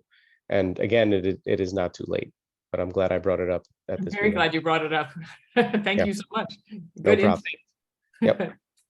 Well, I just want to thank everybody who's been on the call. It was a really thorough discussion, but I think it was a really good one. And I feel like we've built a lot of kind of connections, which really at the end of the day is what matters, right? It's like, between the environment stuff and discovering your environmental stuff and the First Tee folks and the Van Cortlandt and Golf, potential partnerships there on youth programs and just all of the kind of conversations around all of the issues. I'm very impressed with everybody kind of coming forward with really good solutions. And I feel very optimistic that we'll be able to get to a better place this summer, which is great. So thank you all for everything. And especially thank you for, coming on a community board call at 7 o'clock at night on a Wednesday. I really, really appreciate you taking the time. So thank you so much. Thank you, Deborah. Thank you, everyone. Deborah, if you could email me, this is Alex at Parks, Okay. or if you can just drop your email address in the chat, I can forward you the notice. There's no chat. But we are, I always get it's bx08@cb.nyc.gov. Okay. And that's the office. So if you email that, they'll forward it to me. Okay. So there was a notice on January 23rd to that address, but I'll forward it again. Just, send it again and I'll bother the office in the morning to get it. BX08, right? BX08 Okay. at cb.nyc. Yep. And Deborah, I also just wanted to offer myself up as the director of compliance. If you ever have concerns about any of the concessions that are within the community board, please feel free to reach out to me directly. I'm always happy to speak to community boards and elected officials and their staff with any concerns. And happy to look into stuff and talk to you about anything and coordinate with our operators. Okay, well, I definitely appreciate that, Melissa. I mean, I know that it's sometimes very hard for you guys to get feedback because just the nature of 311, like I said before, it's hard sometimes to get the feedback to the right people. It ends up going to the Parks Department or to Stephanie's inbox or, off into the ether. So I appreciate that offer. And thank you as well for being on the call tonight. I'm gonna move on to First Tee, which you're all welcome to stay if you're interested. We invited First Tee to come just to talk about kind of what's ahead for them. The filtration plant construction is winding down, and we wanted to give them a public opportunity to talk more about what they do and their offerings, and to talk about what the transition to the new golf course and new driving range was going to be like. So are the First Tee folks still on the call? Yes, this is Matt Rowitzer here. I'm the executive director of First Tee Metropolitan New York. We did have also our program directors, Coach Anthony Rodriguez and Coach Lizzie Blomgren on the call. Unfortunately, they did have to drop because we have been running our youth programs all day and evening, and they needed to get out from the golf course and head home. So I gave them that go ahead. But I think- appreciate that. Tell them thank you from us for for hanging on as long as they did. No, of course, and they certainly do wish they could share a little bit more, but certainly we hope to have future opportunities to show what we really do with our youth from the community as well, and how Mosholu has, I think, been really a testament to what is, I think, possible through not only urban golf, but just how a golf operation can serve youth, serve a community in a really unique and meaningful way, and what our coaches do. I think it's my time. I'll excuse me, I'll take a step back just for a moment for some of my background as well. I took over as executive director of First Tee Metropolitan New York in June 2021. Prior to that, we had only 2 other executive directors since First Tee Metropolitan New York took over the concession in, I believe it was 2004, as Mike Taffet on the call had referenced earlier. And since then, we have really, I think, created a unique facility in terms of the golf industry and youth programs, where at Mosholu Golf Course, through our First Tee program, we serve nearly 1,000 students, as we refer to them, but youth ages 6 to 18 on an annual basis. And what First Tee does is we provide a life skills and youth development program, teaching life skills, core values such as honesty, respect, integrity, among others, through the game of golf. So golf is really the vehicle we use to not only teach those to our students, but where we go really above and beyond, that's centered at Mosholu specifically as our kind of headquarters. We serve just over 3,500 students across the Met region. But at Mosholu, we also have what's called a Path to College program, where we serve nearly 100 of our students. We have 2 full-time teachers on our staff, where we provide tutoring, different educational opportunities, scholarships to students, all at no cost to them.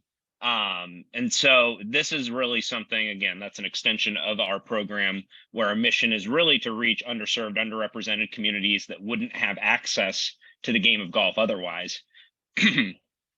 And Matt, the way that we've one question Yes. while you're on that point. How do you find these kids? Great question. So much of it comes through word of mouth, just based on our history being at Mosholu. But the way that we have really built that is through what we term outreach. And that's where our coaches, Coach A-Rod, Coach Lizzie, they will go out into the community, partner with different schools, community centers. Mosholu Montefiore Community Center is a very close partner of ours. And that's really where we go and try to identify, again, really communities that would not either know about golf, would not know that Mosholu was there, and really take an intentional approach to have a meaningful experience that's lifelong as well. So over the 20 years that we've had the concession at Mosholu, that's really what we've built to and toward. And as we continue to really plan for the future, that's primarily the centerpiece of our First Tee program. Now, on the Mosholu Golf Course side, certainly different, and we have run that golf course for the last 20 years and actually operated it. And it's incredible what I see as a professional in the golf industry. It's an incredibly, I think, just tremendous facility where people can learn golf. We keep it in incredible condition. So not only do we have youth programs, but we generate about 17,000 rounds of golf each year as well. And that's on a 9-hole facility. As we referenced earlier, very different than a larger 18-hole facility such as Van Cortlandt or other golf courses. But we are incredibly proud of it. And with the upcoming RFP, we are certainly planning to pursue that. We want to make sure that our future there really remains and lasts for another, 20 plus years. But it's, I think, what we have ahead of us frankly, it's going to be a national opportunity in terms of youth programs as I see it, because really we want to make sure that with a new driving range, it's going to have additional exposure for people to learn the game of golf, where it's really community oriented and based. But the youth are the ones that are getting the most opportunities, where we can integrate job opportunities, educational opportunities. And for us, what we want to be really emphasizing and introducing, where students or kids from the community can learn about all these scholarship opportunities too. And where it will be located is really in the neighborhood where you can access it on foot, much more accessible. And so we're really excited about that, and really making additional investments into the facility where it's, I think, going to set some precedent for other urban golf facilities elsewhere in New York City and beyond. That also is really excellent. Like what is your timeline for this year? Like I know the filtration plant work is kind of starting to wind down, hopefully, or it should be winding down by the end of the year. Do you know, are there going to be changes to the golf course? Because I had heard that maybe it was going to be, there was going to be a reconfiguration of it. I guess that's one question. And then when do you intend to move into the driving range or the field house itself? Well, it will, and those are both great questions. It really will be dependent on the release of the RFP. We are preparing for its release at any moment, but oh, I see. And when does your current RFP end, or when your current contract end? I believe it was Alex Hahn who had referenced it earlier. June 2024 is when our concession ends.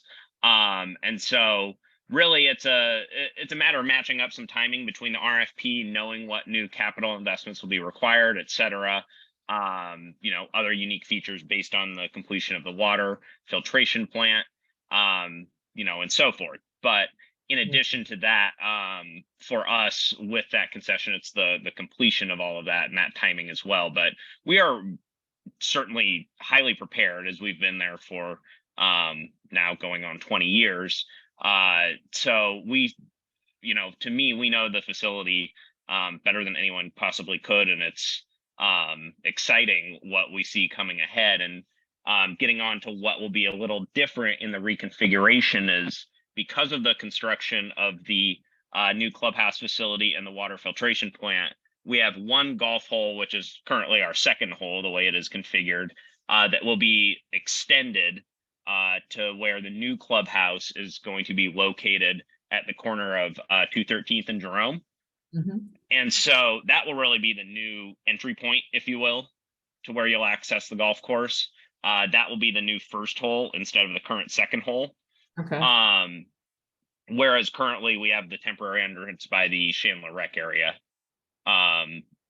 which that will become what is now our first hole will be the 9th hole, so you'll finish on it.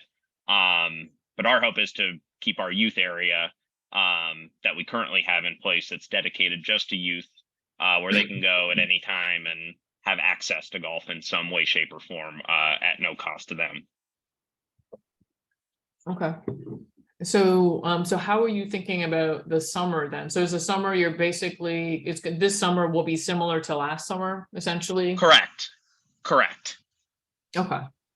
Yeah. So until I think at earliest, really Q4 23 or Q1 24, we'll still remain operating as we currently are at the Mosholu facility.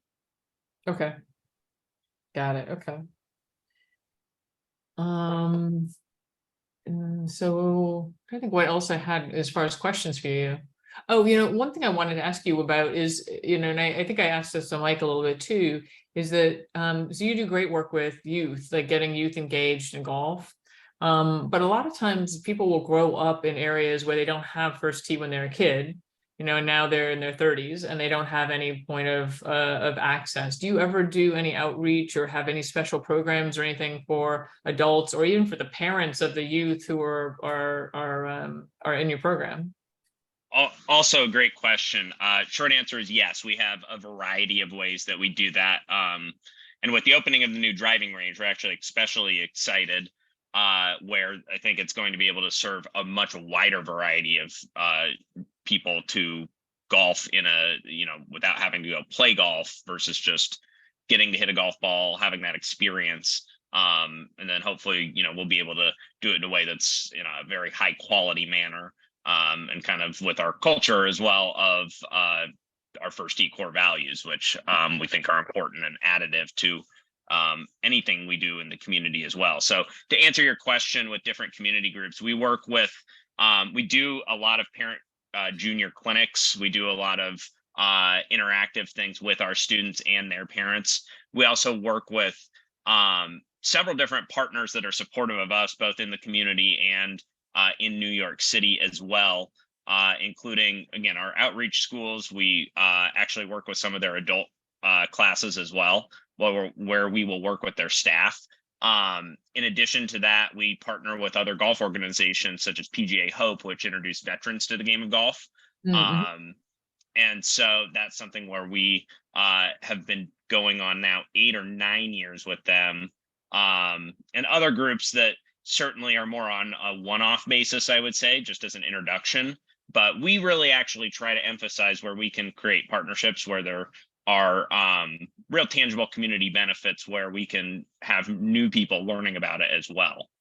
So do you ever do, I know some programs do offer like pre-owned clubs for sale, or for like trade-ins, if you have like a student set and then you want to trade up, or rentals, like things to make it more affordable for people to participate in golf, because all the equipment can be really prohibitively expensive. Do you do anything like that along the lines of equipment? We do. And most of ours is, secondhand goods or as you put it, youth equipment that is at an affordable price or cost. And we do provide that equipment to the students in our program. But from just general public, we do offer a limited selection of clubs, trade-ins. We have a lot of folks that donate clubs to our youth programs. And so the ones that we can't use, we do resell those as well at the golf course.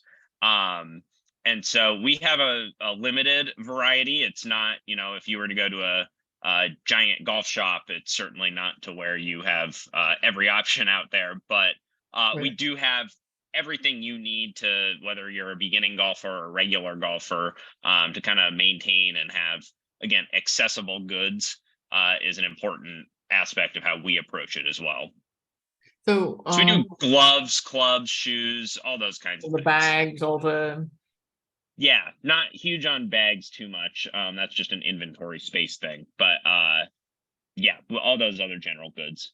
Okay, very cool. One thing that's been a topic of this committee is and I think I mentioned it to you in the email when we talked in advance of the kinds of questions, but it's not completely out of the left field, is the sewer connection, or the sewer connection in the golf house, the kind of the temporary golf house that was constructed as part of the filtration plant work. And my understanding is that the current bathroom there is pumped. It's like a septic that is pumped monthly or every few months. Correct. And we've been kind of advocating with the Parks Department to try to get a sewer connection there. Is there a reason that there wasn't a sewer connection kind of put in the beginning, or that you are aware of, or and how expensive is it? Like, what is the budget to try to maintain it as is? Yeah, great question. As to the history of that, the best answer I could really give you on that is ultimately with the current concession, I think there's just been the construction portion of the water filtration plant in the new clubhouse has gone on much longer than really ever intended. And therefore, really making that investment would have probably made more sense several years ago. Yeah. And so it's kind of just been that waiting game a little bit, but we haven't experienced, what we try to end up doing is I don't have an exact number for you on what it would be to install that, but it is very costly to install drainage, and then of course, or sewage. And then of course, all of the approval processes we would need to go through versus what we currently have. And certainly we are always open to ways we can improve or do things differently. But it's not an insignificant cost at this point, but it's certainly much better for us to do it the way we currently do than to install something new, especially with the new clubhouse area set to open at some point in 24 as well. And then you wouldn't be in that building anymore, right? You'd be 100% over in the new clubhouse? At this point, that's our understanding, Plan. and again, pending the RFP and all that, but yes, that is correct. And so if for some reason there were an opportunity to stay in that building, that would be something I think that would be to be addressed in that RFP or similar. Right, right. So is there anybody else on the, who has, Jody Cologne, I see your hand is up. Hi there. I don't know why I didn't bring this up earlier, but have you looked into composting toilets? I know that the Botanical Garden and the Bronx Zoo have them, as well as many national parks, because they can't connect to sewers. We have not. That's interesting. I'm actually not familiar with those even. I'm certainly going to note that down. Excuse me, and something we would like to look at. Yeah, because it's less maintenance than pumping every month. Okay. No, I appreciate that. That's fantastic, actually. Okay, great. I Thanks. did composting for 20 years, and I can't believe I didn't mention this the last 3 meetings we discussed this. So check it out. Thanks, Deb. Oh yeah, no, totally. Karen Argenti. So how much does it actually cost you to do it is the question, I guess. On a monthly basis, it does range. It's anywhere from usually $3,500. It can get up to $7,000 per pump. And then how often do you have to do that? Like once a month? Yeah, it varies. This time of year, right about now, it's much more frequent. We do it on about a monthly basis. Over the winter time, it is not as frequent when it's just not as busy and there aren't that many people. So it'll obviously bi-monthly probably. Right. Okay. So I don't think they had that in the original golf house that was demolished because of the filtration plants. I think that they had a regular sewer line. So I don't know why they didn't, even though they thought it was going to be temporary and it was only going to take 7 years, which didn't even start after 7 years. So it was like forever. They should have said you could put the sewer line there. Because there was one, I think I was in that other building and I never had a problem with any kind of smells. Even we were in the basement, we had meetings there. Right. Right. We had a regular bathroom, restroom. Yeah. With the sewer connection, right? And they do have, like Jody said, at the zoo, and I did inquire as to, what their maintenance is with those composting toilets. But I never got an answer, but I should follow up on that for you, Deb, okay? Yeah. I imagine that there's some serious maintenance with them, I would think. No, there's actually not, Deb. It's almost like a septic tank, except it's inoculated with anaerobic bacteria that decompose it, and they separate out the water. It also reduces the water use greatly. So, but like I said, before the Botanical Garden and the zoo had them, a lot of national parks where they can't put sewer lines have used them for years. Decades even. Clivus Multrum was one of the leaders. I don't know if there's new startup companies, but Matt, I can send it to Deb and then she could forward it to you. Awesome. I'd appreciate that. Okay. Great. Do that. Okay. All right. Well, this has all been really wonderful. And Matt, I really appreciate you coming on the call to tell us kind of update us on what you do. And also just put it all kind of in context, because, it feels like that it's just been a lot of construction over there for a while. For a long time. Yeah, and it's something, and I certainly, it's my pleasure to join, and I certainly welcome any additional opportunities to share what we do at First Tee and Mosholu Golf Course in general with anyone here beyond this as well. We're certainly proud of it and want to welcome, again, the community, especially as we get set to, I think, have what's going to be a really exciting future as well.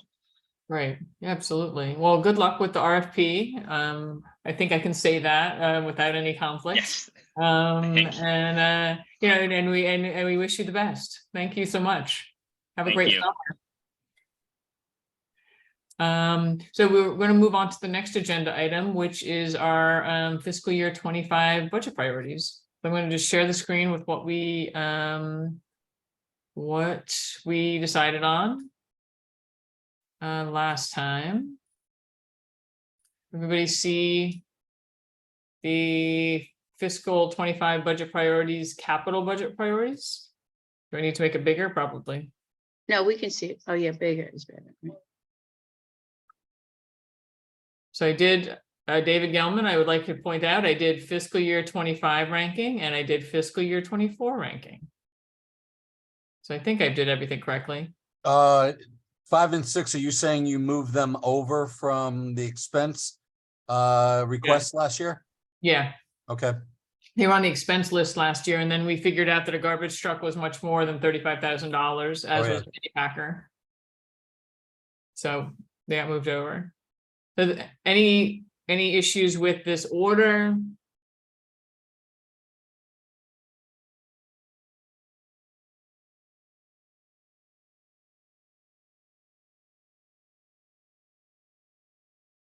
Did we ever confirm that the ball field that we're talking about, number 3, sorry, the Marble Hill Playground? I know that the swing sets and all that and the jungle gym and all that is definitely part of the Marble Hill Playground. Is the southern portion where the turf and the ball field are they actually part of the Marble Hill Playground, and that is to say part of DPR?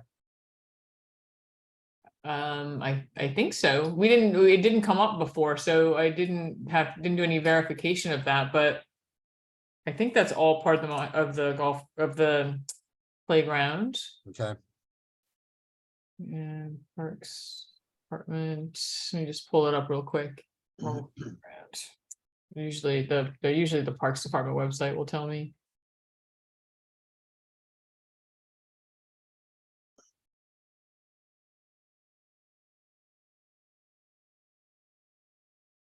I'm going to stop share. I'm going to share the map that the Parks Department is providing. So this is the Marble Hill Playground. So you're talking about this part here, right? Yep. Okay, that's a confirmation for me. Yep, the whole thing. Because I wasn't sure that, it might actually be part of the Marble Hill houses. So I just wanted to be sure of that. Yeah. Anything else? For Ray, this is the restoration of the Kingsbridge Heights Community Center. This is the language that we have, which is repoint the facade and restore the interior facilities to a state of good repair, including updating the carbon footprint to align with the city 2040 energy requirements. It's wonderful. Can we be a Still little our bit? priority.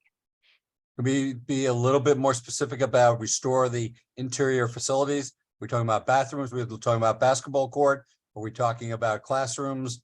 I'm not sure what that means, because I'm sure Parks will ask. Right. Ray, would you like to be? Sure. I mean, this is the former police precinct, as everybody knows. It's classrooms for early childhood education. It's a cafeteria where we run food service for our children as well as for after school kids. There's a small gym that was a part of the structure, very small. There is a number of administrative spaces where we have folks working in offices supporting some of the infrastructure, but also much of our program staff working for our teen center, our college outreach program, college directions, et cetera, are all working there. So it is interior spaces that have suffered water damage due to the roof and pointing issues that we're confronting. And all of that needs to be repaired. So it's like I would put roof in there. It's sort of the parapets, it's the roof. I thought the roof you had gotten funding like that, because this is fiscal year 25. My impression was that you had the roof was more emergency funding, and so you had that already in hand. Is that not true? It's over $5 million and we've only gotten 2.8 million through various sources. So we still have a huge gap. And we still are not clear what city agency is going to be, you know, sort of leading the charge. It is a parks building, but we're working with the mayor's office now, just since I've only been there a month. So getting up to speed on all of this. But we've been trying to get this work done since, you know, 2014. And so things deteriorate quickly and, you know, water damage, you know, begets more water damage as the case may be. So. Right. So something like this, complete funding of the roof repairs, repoint the facade and restore interior walls back to a state of good repair from water damage, including updating and then period. We'll just make update the yeah, that would be great. So it's updating heat and electric, or maybe just update carbon footprint to align with. Yeah, I think that covers it, you know, again, since the work has not started. You know, we had to put up our own sidewalk shed, just for safety reasons this past, January, I believe, just before I, you know, which is before I arrived. But yeah, you know, there's, once we, and assuming we get the work to begin at some point, you know, soon, you know, you never know what you're going to find when you get in there. So, we'll have some contingencies, I'm sure, that we'll be dealing with. Right. Also, one thing just simply to put on your radar, because you're relatively new to the neighborhood, is that the amalgamated housing development, you know, in Van Cortlandt Village, they are working with NYSERDA, who got $1 million grant to do a study of to use of a heat pump technology that would be community, or not, it's not heat pump, it's a heat sink or geothermal, to use community geothermal. And so they would, all of the large buildings around the reservoir would be part of that program if it were found to be feasible. So that would certainly include you guys. So yeah, for sure. I actually am a proud Bronx resident and North Riverdale resident and member of the Van Cortlandt Park Alliance, et cetera. So know the area well. Oh, nice. Okay. All right. Very good. Yeah, and I New suggest, to KHCC, but not new to the community. Okay, good. I didn't know that. Well, that's nice. Yeah, David, yes, you were saying something? The last sentence, can I suggest something on the order of address the concerns raised in the cities, in the NYC 2040 energy requirements? Because update the carbon footprint to align. I'm not sure exactly what that means. How about well, I mean, the local law 97 limits how much carbon a building can use. But that's sort of tangential. What the issue is, NYC local law 97, energy concerns. But updating the carbon footprint to align. I'm not sure how DPR would respond to it other than, what do you mean?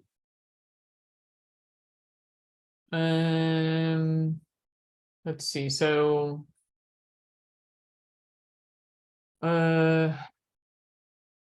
What was the language you suggested? I'm sorry. Address the concerns raised in the local law 97 address energy audit. Got it. 97 requirements or address local law. Address local law 97 concerns raised in that audit. Well, I don't know what audit, like they have to do, I mean, are you guys doing benchmarking? Ray? I don't know what that is. I'm sorry. Yeah, I mean, because they may not, I'm realizing like local law 97 requires a certain amount of floor space, so usually it's like 6 stories or above. Depending on how big, I mean, I know this building is large, it may not be under local law 97. Yeah, it's only about 3 stories, maybe 4. Yeah. Yeah, Not meet the, Can I suggest dropping that until we get greater clarity on that topic? Ray, this is your Sure, line. I mean, What would you like you to know, say?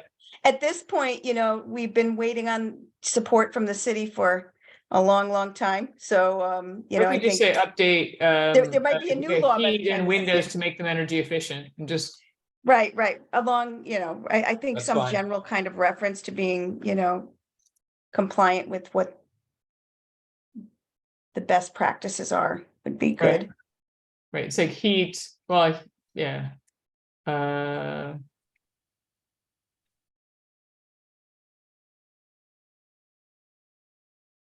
Standards or something, yeah.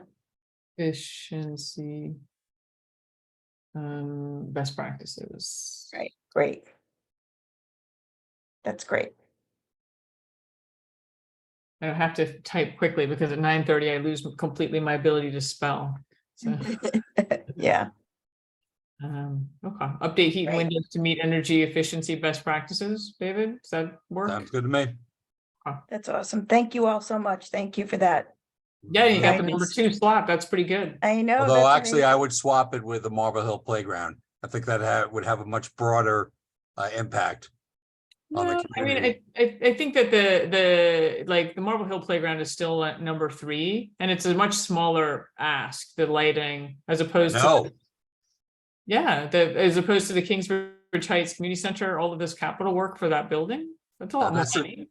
that's not going to happen. That's going to be an elected official's beneficence. You That's mean not the Marble Hill Playground lighting? No. The Kingsbridge Heights is going to come from the borough president's office and the city council. All of these are gonna come from the city council, this is the parks capital budget. Yeah, they don't have any capital. Right, Right, this is all, right. these are all appropriations, it's just Yep. like, some are big, some are small. Okay. Thank you, though. Thank Yeah. you for putting us on the list. Thank you, thank you, thank you. Oh, of course. It's We'll vital. take any spot on the list. And then we got the expenses, expense budget. We only got, the PEP one is essentially, we made some modifications to it, but it is essentially what was on number 2 last year, and I think our number, I don't remember what our number 1 was. Oh, you know what, it was up here, right? Oh, no, 3 and 4, I don't know, doesn't matter. So this is these are 1, 2, 3, 4, and 5 for expense. I don't know if Jody, you are still on the call. Do we need a Bruckner box connection in Upper Henry Hudson Park? Actually, now that the hydrants are fixed, I want to check and see if the box now works. Okay, So leave it on until I go there Saturday. okay, I'll make a note, just email me if you want me to take it off. Okay, Or I guess I'm- email me either way, otherwise I'll bug you. yeah. Okay. 4 is a little peculiar in that it doesn't exist and won't exist for probably 2 or 3 years. 4?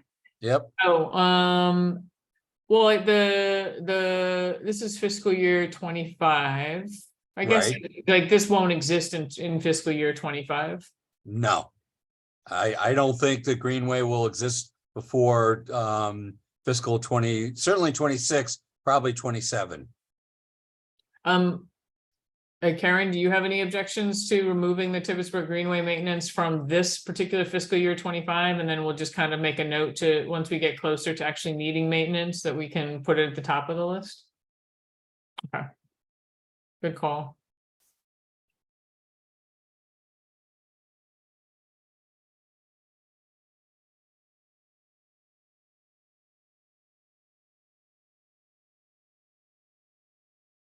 Number 2, did Joe McNary or Stephanie have a comment on that? I mean, they both asked for it. Oh, okay, fine, good. That's good enough for me.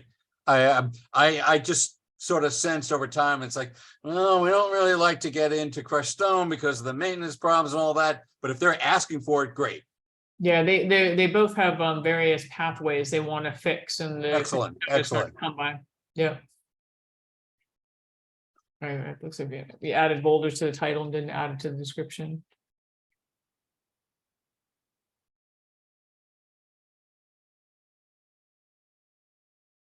Well, actually, you don't even need it, just, you can start it at to enable. But that's all right, I'll take care of that later. Okay. Seems like I should say, it should be a sentence though that says what it is, because usually it's like a title and then both things are, wouldn't be, if you say to enable, then it is a carryover from the title. The title seemed like. Right. freestanding. Okay, well, all right. Right. Landscape management, maintenance and operations. Replace existing gator due to age and maintenance issues, equipment. Crush stone and boulders for maintenance. Is it only the gator in number one? Yeah, it's only the gator. That's why it stayed on expense, because it's just a gator. Okay.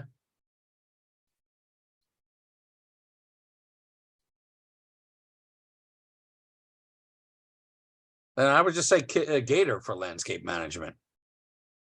Oh, that's true.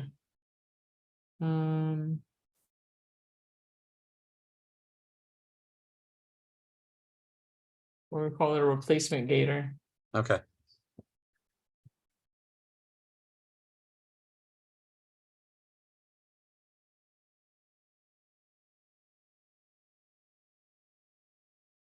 Anything else? More vehicles. Who is that? It's Stephanie. By the time this happens, we will need more than one gator. And gators they've actually increased in price, but they're still not at 50,000, but they're at about anywhere from 31 to 38,000 per gator. And we could certainly use more than one. So if I make this more than one, then it goes on to then it's more than. So is it? Here's a good budget chair question. Is it, if I have two $35,000 gators, is that a $70,000 budget request? Yes. Or does it need to go, and then needs to go on capital? Or Nope. is it? Yes. Nope. I think it's expense still. It's still expense. Each individual item gets. Yeah. Chunked. Well, first of all, what I've been told is 35,000, not 50,000. Yeah, it's 35,000. So if they're 30, if you say they're north of 31,000. So we go to the discount gator store. I believe it's up to 50. I don't know. The 35 is an old number as far as I know. It is an old number, but I've never heard it increase. Yeah, maybe it's up now with all of the other, I mean, inflation. Really, it should be over 100, but Yeah. in real good capital budgeting, it should be well over 100. I think it should, I mean, I'm fine with making this gators plural, but I feel like it should stay on the expense items list, because otherwise it's not gonna, there's not gonna be a place for it on capital. We might as well leave it on expense and see if they say this is not that's what happened also, I think, to one of the other vehicles on the capital, was they said this is not an expense item, and we just kicked it off that way. All right, so just make replacement gators.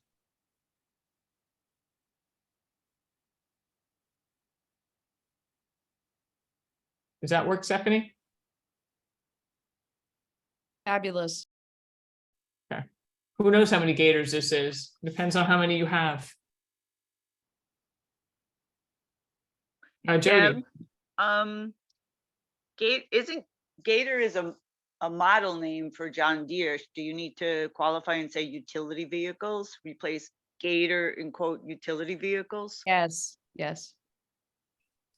So what is it? So it's replacement utility vehicles? Yeah, Gators is like saying Yeah, it's like saying it is a brand name. no, it's not. It's John Deere is the brand, Gator is the model, and they come in different sizes. It's a utility vehicle. Right. So you say utility vehicle. or gator in quotes and utility. Utility vehicle is probably not sufficiently narrow because an SUV is a utility vehicle, a pickup truck is a utility vehicle. I like what Jody said. She said, put Gator in quotes. That's fine.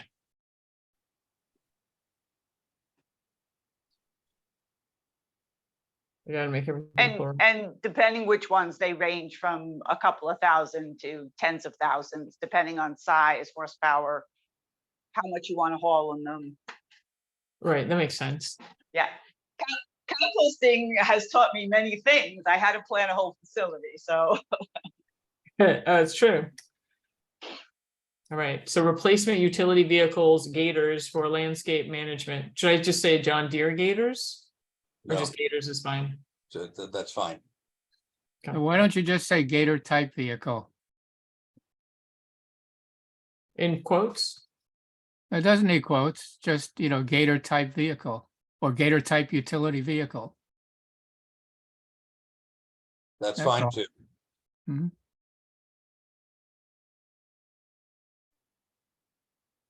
Gator type like that? Hyphen? Bob?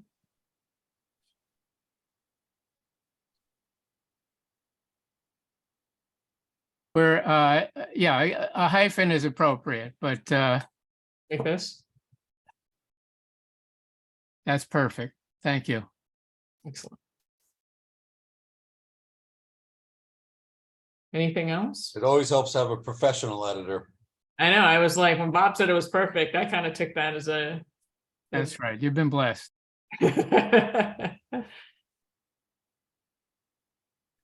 Anything else? This is good. And then we have our list of priorities outside of the top 10 that are unranked that we'll keep for next year. Excuse me? Remember, we were going to do the unranked. We were just ranking that for our capital. We Oh, just, at the bottom expend. there. I'm sorry. I missed. And then I've got expense, and then we've got the top 10 also ran. So are we good? Are you looking for that third page to go into the CB8 one, or is this for like the committee's records? For the committee's records. Sounds good. Yeah. So my thought was that we should, do I have a motion to approve this as our budget priorities for fiscal year 25? I don't know that we need a motion, but I'm happy to make one. So I motion to approve the list as we see it. And David, do you want to second it? No, actually I don't. But I will vote for it. I'll second it. Okay. Rob. Thanks, Rob. All right, great. So all in favor? Aye. Aye. Anybody opposed? Anybody abstaining? Okay. I deem it passing unanimously. These are our new budget priorities for You're fiscal the year. first, you're the first chair in months to say that properly. That you deem it passed unanimously. That is correct. You're absolutely correct. I got to write that down so I do it right the next time. But, all right, where are we at? Let's see. For old business, I just want to raise that Chair Spalter spoke to on the Mosholu Golf House sewer connection that we spoke about earlier. Chair Spalter spoke to Deputy Commissioner for Intergovernmental Affairs, Mario Bruno, and he said that the request originally had not come from the Parks Department during the design phase back when Parks had input back in the 1990s. And so DEP can't do service line hookups for other agencies, and they never put it into their design for the filtration plant as a whole. So that's that's the order of what they said happened. They recommend that the Parks Department brings their request for a service line to DDC, and then the DDC would sort out how it gets done and paid for. So that's where that stands right now. So we'll see what happens next with DDC. How many And then- pages did it take that person to explain that, all that bureaucratese? Yeah, I don't know. Laura spoke to them directly, so. Okay. um, Wow. So the next meeting for the Parks Committee is going to be May 24th. It's our regular slot. We've decided it's going to be at 7, so it's not going to be early. It'll be at the regular time. It's going to be a joint meeting with the Environment and Sanitation Committee to talk about the preliminary design that will be submitted to the Public Design Commission PDC for approval. If you can, tomorrow, at 9 a.m. is the walkthrough for TAG from 9 to noon. Any new business? No, old business, old business. Well, I got- just yeah. quickly, just one reminder for those who may drive tomorrow, if you park at the Broadway Plaza Mall, it's questionable whether they might tow you, so just be aware of that. Right, good call out. Jody. Old business, reminder that our City Nature Fest is at Henry Hudson Park on Saturday, the 29th, this coming Saturday, 9 to 12. And at Ewan Park on Sunday from 9 to 12. There will be Urban Park Rangers, rain or shine. Urban Park Rangers will be doing nature tours. We'll be showing people how to use the iNaturalist app as part of the Global City Nature Challenge, where we're trying to get millions of observations posted and ID'd. I've got paper microscopes so we can look at compost creatures and all kinds of crazy things. We've got binoculars, loops, nature crafts. What else? Of course, the perennial weeding and raking, and maybe even some watering if our Bruckner box works. Hey. So meet at the statue, the plaza at Henry Hudson Park. It's drop in, so pop in and meet near the dog run for Ewan Park. Family friendly, children, pets, etc. Welcome. Pets on leashes, of course. Children may run free. And Henry Hudson Park is fully accessible. It does have paved paths and level. So, and we have adaptations and accommodations tools for anybody who has accessibility needs. And is Ewan Park, is that possible, or is it just too much on the hill for that to be accessible? We work off of, a lot of the work we do is off of asphalt paths. Our formal garden has asphalt, the plaza is flat. Ewan Park does have a walk, but they're usually in the woods when they're doing their hands-on stuff. Okay. We're more right off of an asphalt path. So we've had people with mobility devices help, people who are neurodiverse are regular volunteers, and I have much experience working with District 75 special needs schools. So I can figure it out. And groups welcome. Please email spitendivalny@gmail.com if you want to bring more than 5 people from a group. Hey, Not Jody, counting your family. What? do you have a flyer about this that you could give to Deb to give to the office and distribute and put on the website? Sounds great. I didn't know about it. Yeah, I usually send it to Pablo and now Luke about 2 or 3 days before the event, because everybody now Parks has had it on their website for 4 weeks, and we have 1 RSVP between both sites. So most people are like, oh, let me see what the weather is like. So with my years of outreach, it's better to do it closer. Well, no, okay, but you will send it to them. Yeah. I always do. Okay, They post- because this is the first I'm hearing of it, and I live across the street. Well, that means you didn't walk past the park, because there's been flyers up on the fence for 3 weeks. And in our new bulletin board, go check out our bulletin board on 227th Street. Nice. Hey Jody, do you know about if Green Thumb is taking on applications for new Green Thumb gardens? So they were different in a groups. very slow process. Usually what they do is they just transfer, it has to be city-owned property, or or it has to be a private owner who's willing to transfer it over to the city. Mhm. Babby, I think her name was doing it. I can find her email for you. Oh, just look on the Green Thumb site for context. She was the one who was doing it all. Which site are you interested in? There are two. The Friends of Bruss Park are interested in that paper street that's adjacent to Bruss Park, potentially being used in like a Green Thumb manner.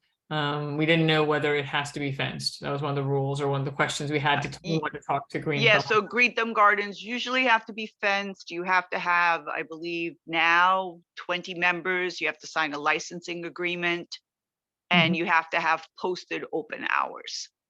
So do you have to have 20 members before you even get permission, or can you? Because like it- the other one is the one, the on Independence Avenue that used to be, I think, a Green Thumb Garden.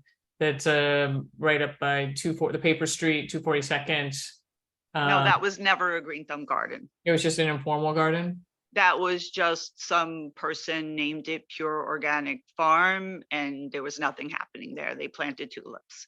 Yeah, there's somebody new who would like to kind of get that going again as a community garden. Yeah, so Green Thumb, because that's DOT owned property, it would have to be transferred to the Parks Department.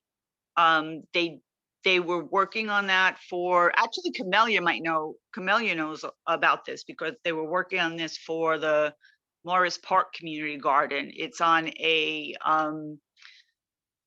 map but unbuilt street. And Right, it same wasn't, with Bruss Park, it's a map on Bill Street. yeah. So community gardens, Bruss Park does not know what they're getting into if they turn it into a community garden. Because wouldn't just be a matter of putting in a few planters and encouraging planting some plants or that kind of thing. A community garden is normally where people have their own beds Right. and they grow It's more like whatever a they green want. space. Yeah. Yeah, so probably if they're gonna transfer it into Green Thumb Parks, it's probably easier to just get it transferred into Parks. Parks. Right. You Yeah. have to do it anyway. Okay. Yeah, community gardens, Green Thumb, they have a pretty detailed website with all the things. I think it's Yeah. it has to be fenced in, gated, locked with 20 hours a week with open hours posted. You have to sign a licensing agreement, which is currently in the court system. Right. And you have to have a certain number of members. I don't know if it's 10 or 20, they keep changing it. Right. Okay. And you fill that out on the licensing agreement. You have to have a primary and secondary contact who are not in charge, but just the person that Green Thumb connects to. Right. See, you guys didn't know that composting covers all of these areas, you know? Composting is everywhere. Yeah. And when we die, there'll be more composting. Yeah, So because it's legal in New York City now. You can be composted. I could be composted. So Yes. it'll be useful even then. If you outlive me, please remember those are my wishes. You know? Okay, I'll write that down. We got it recorded now on a community All board right. call. Thanks. Bye. Okay, good night.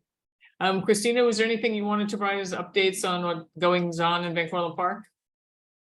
Your goat looked like it wanted to say something, so I thought I would say, just give you the opportunity. Well, for Van Cortlandt Park, we have a Pinkster event coming up on Saturday, May 6th at the Van Cortlandt House Museum on the lawn from 12 to 4. And then we are continuing our, in May, we'll be doing trail work Wednesdays from 9 to 12. You can join us out on the trails. And then on Fridays, we have Forest Restoration Fridays. And we're actually, for May, we'll be moving to the northeast corner of the park, working in Woodlawn.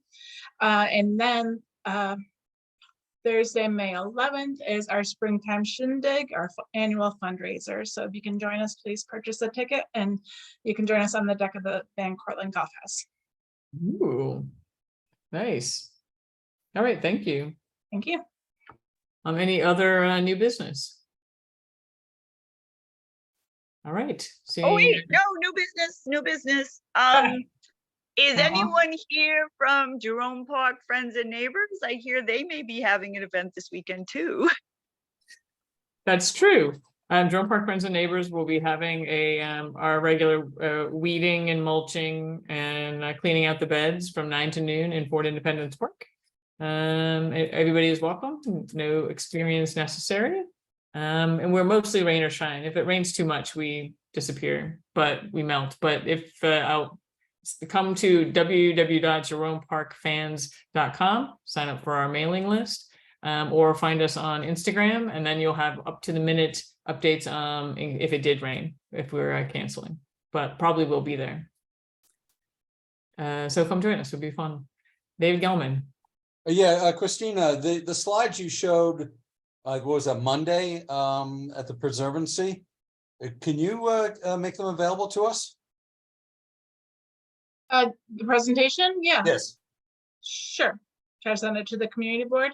Yes, please. Okay. Yes, please. And ask them to distribute at least to our committee, but I would think the whole board. What do you think, Deb?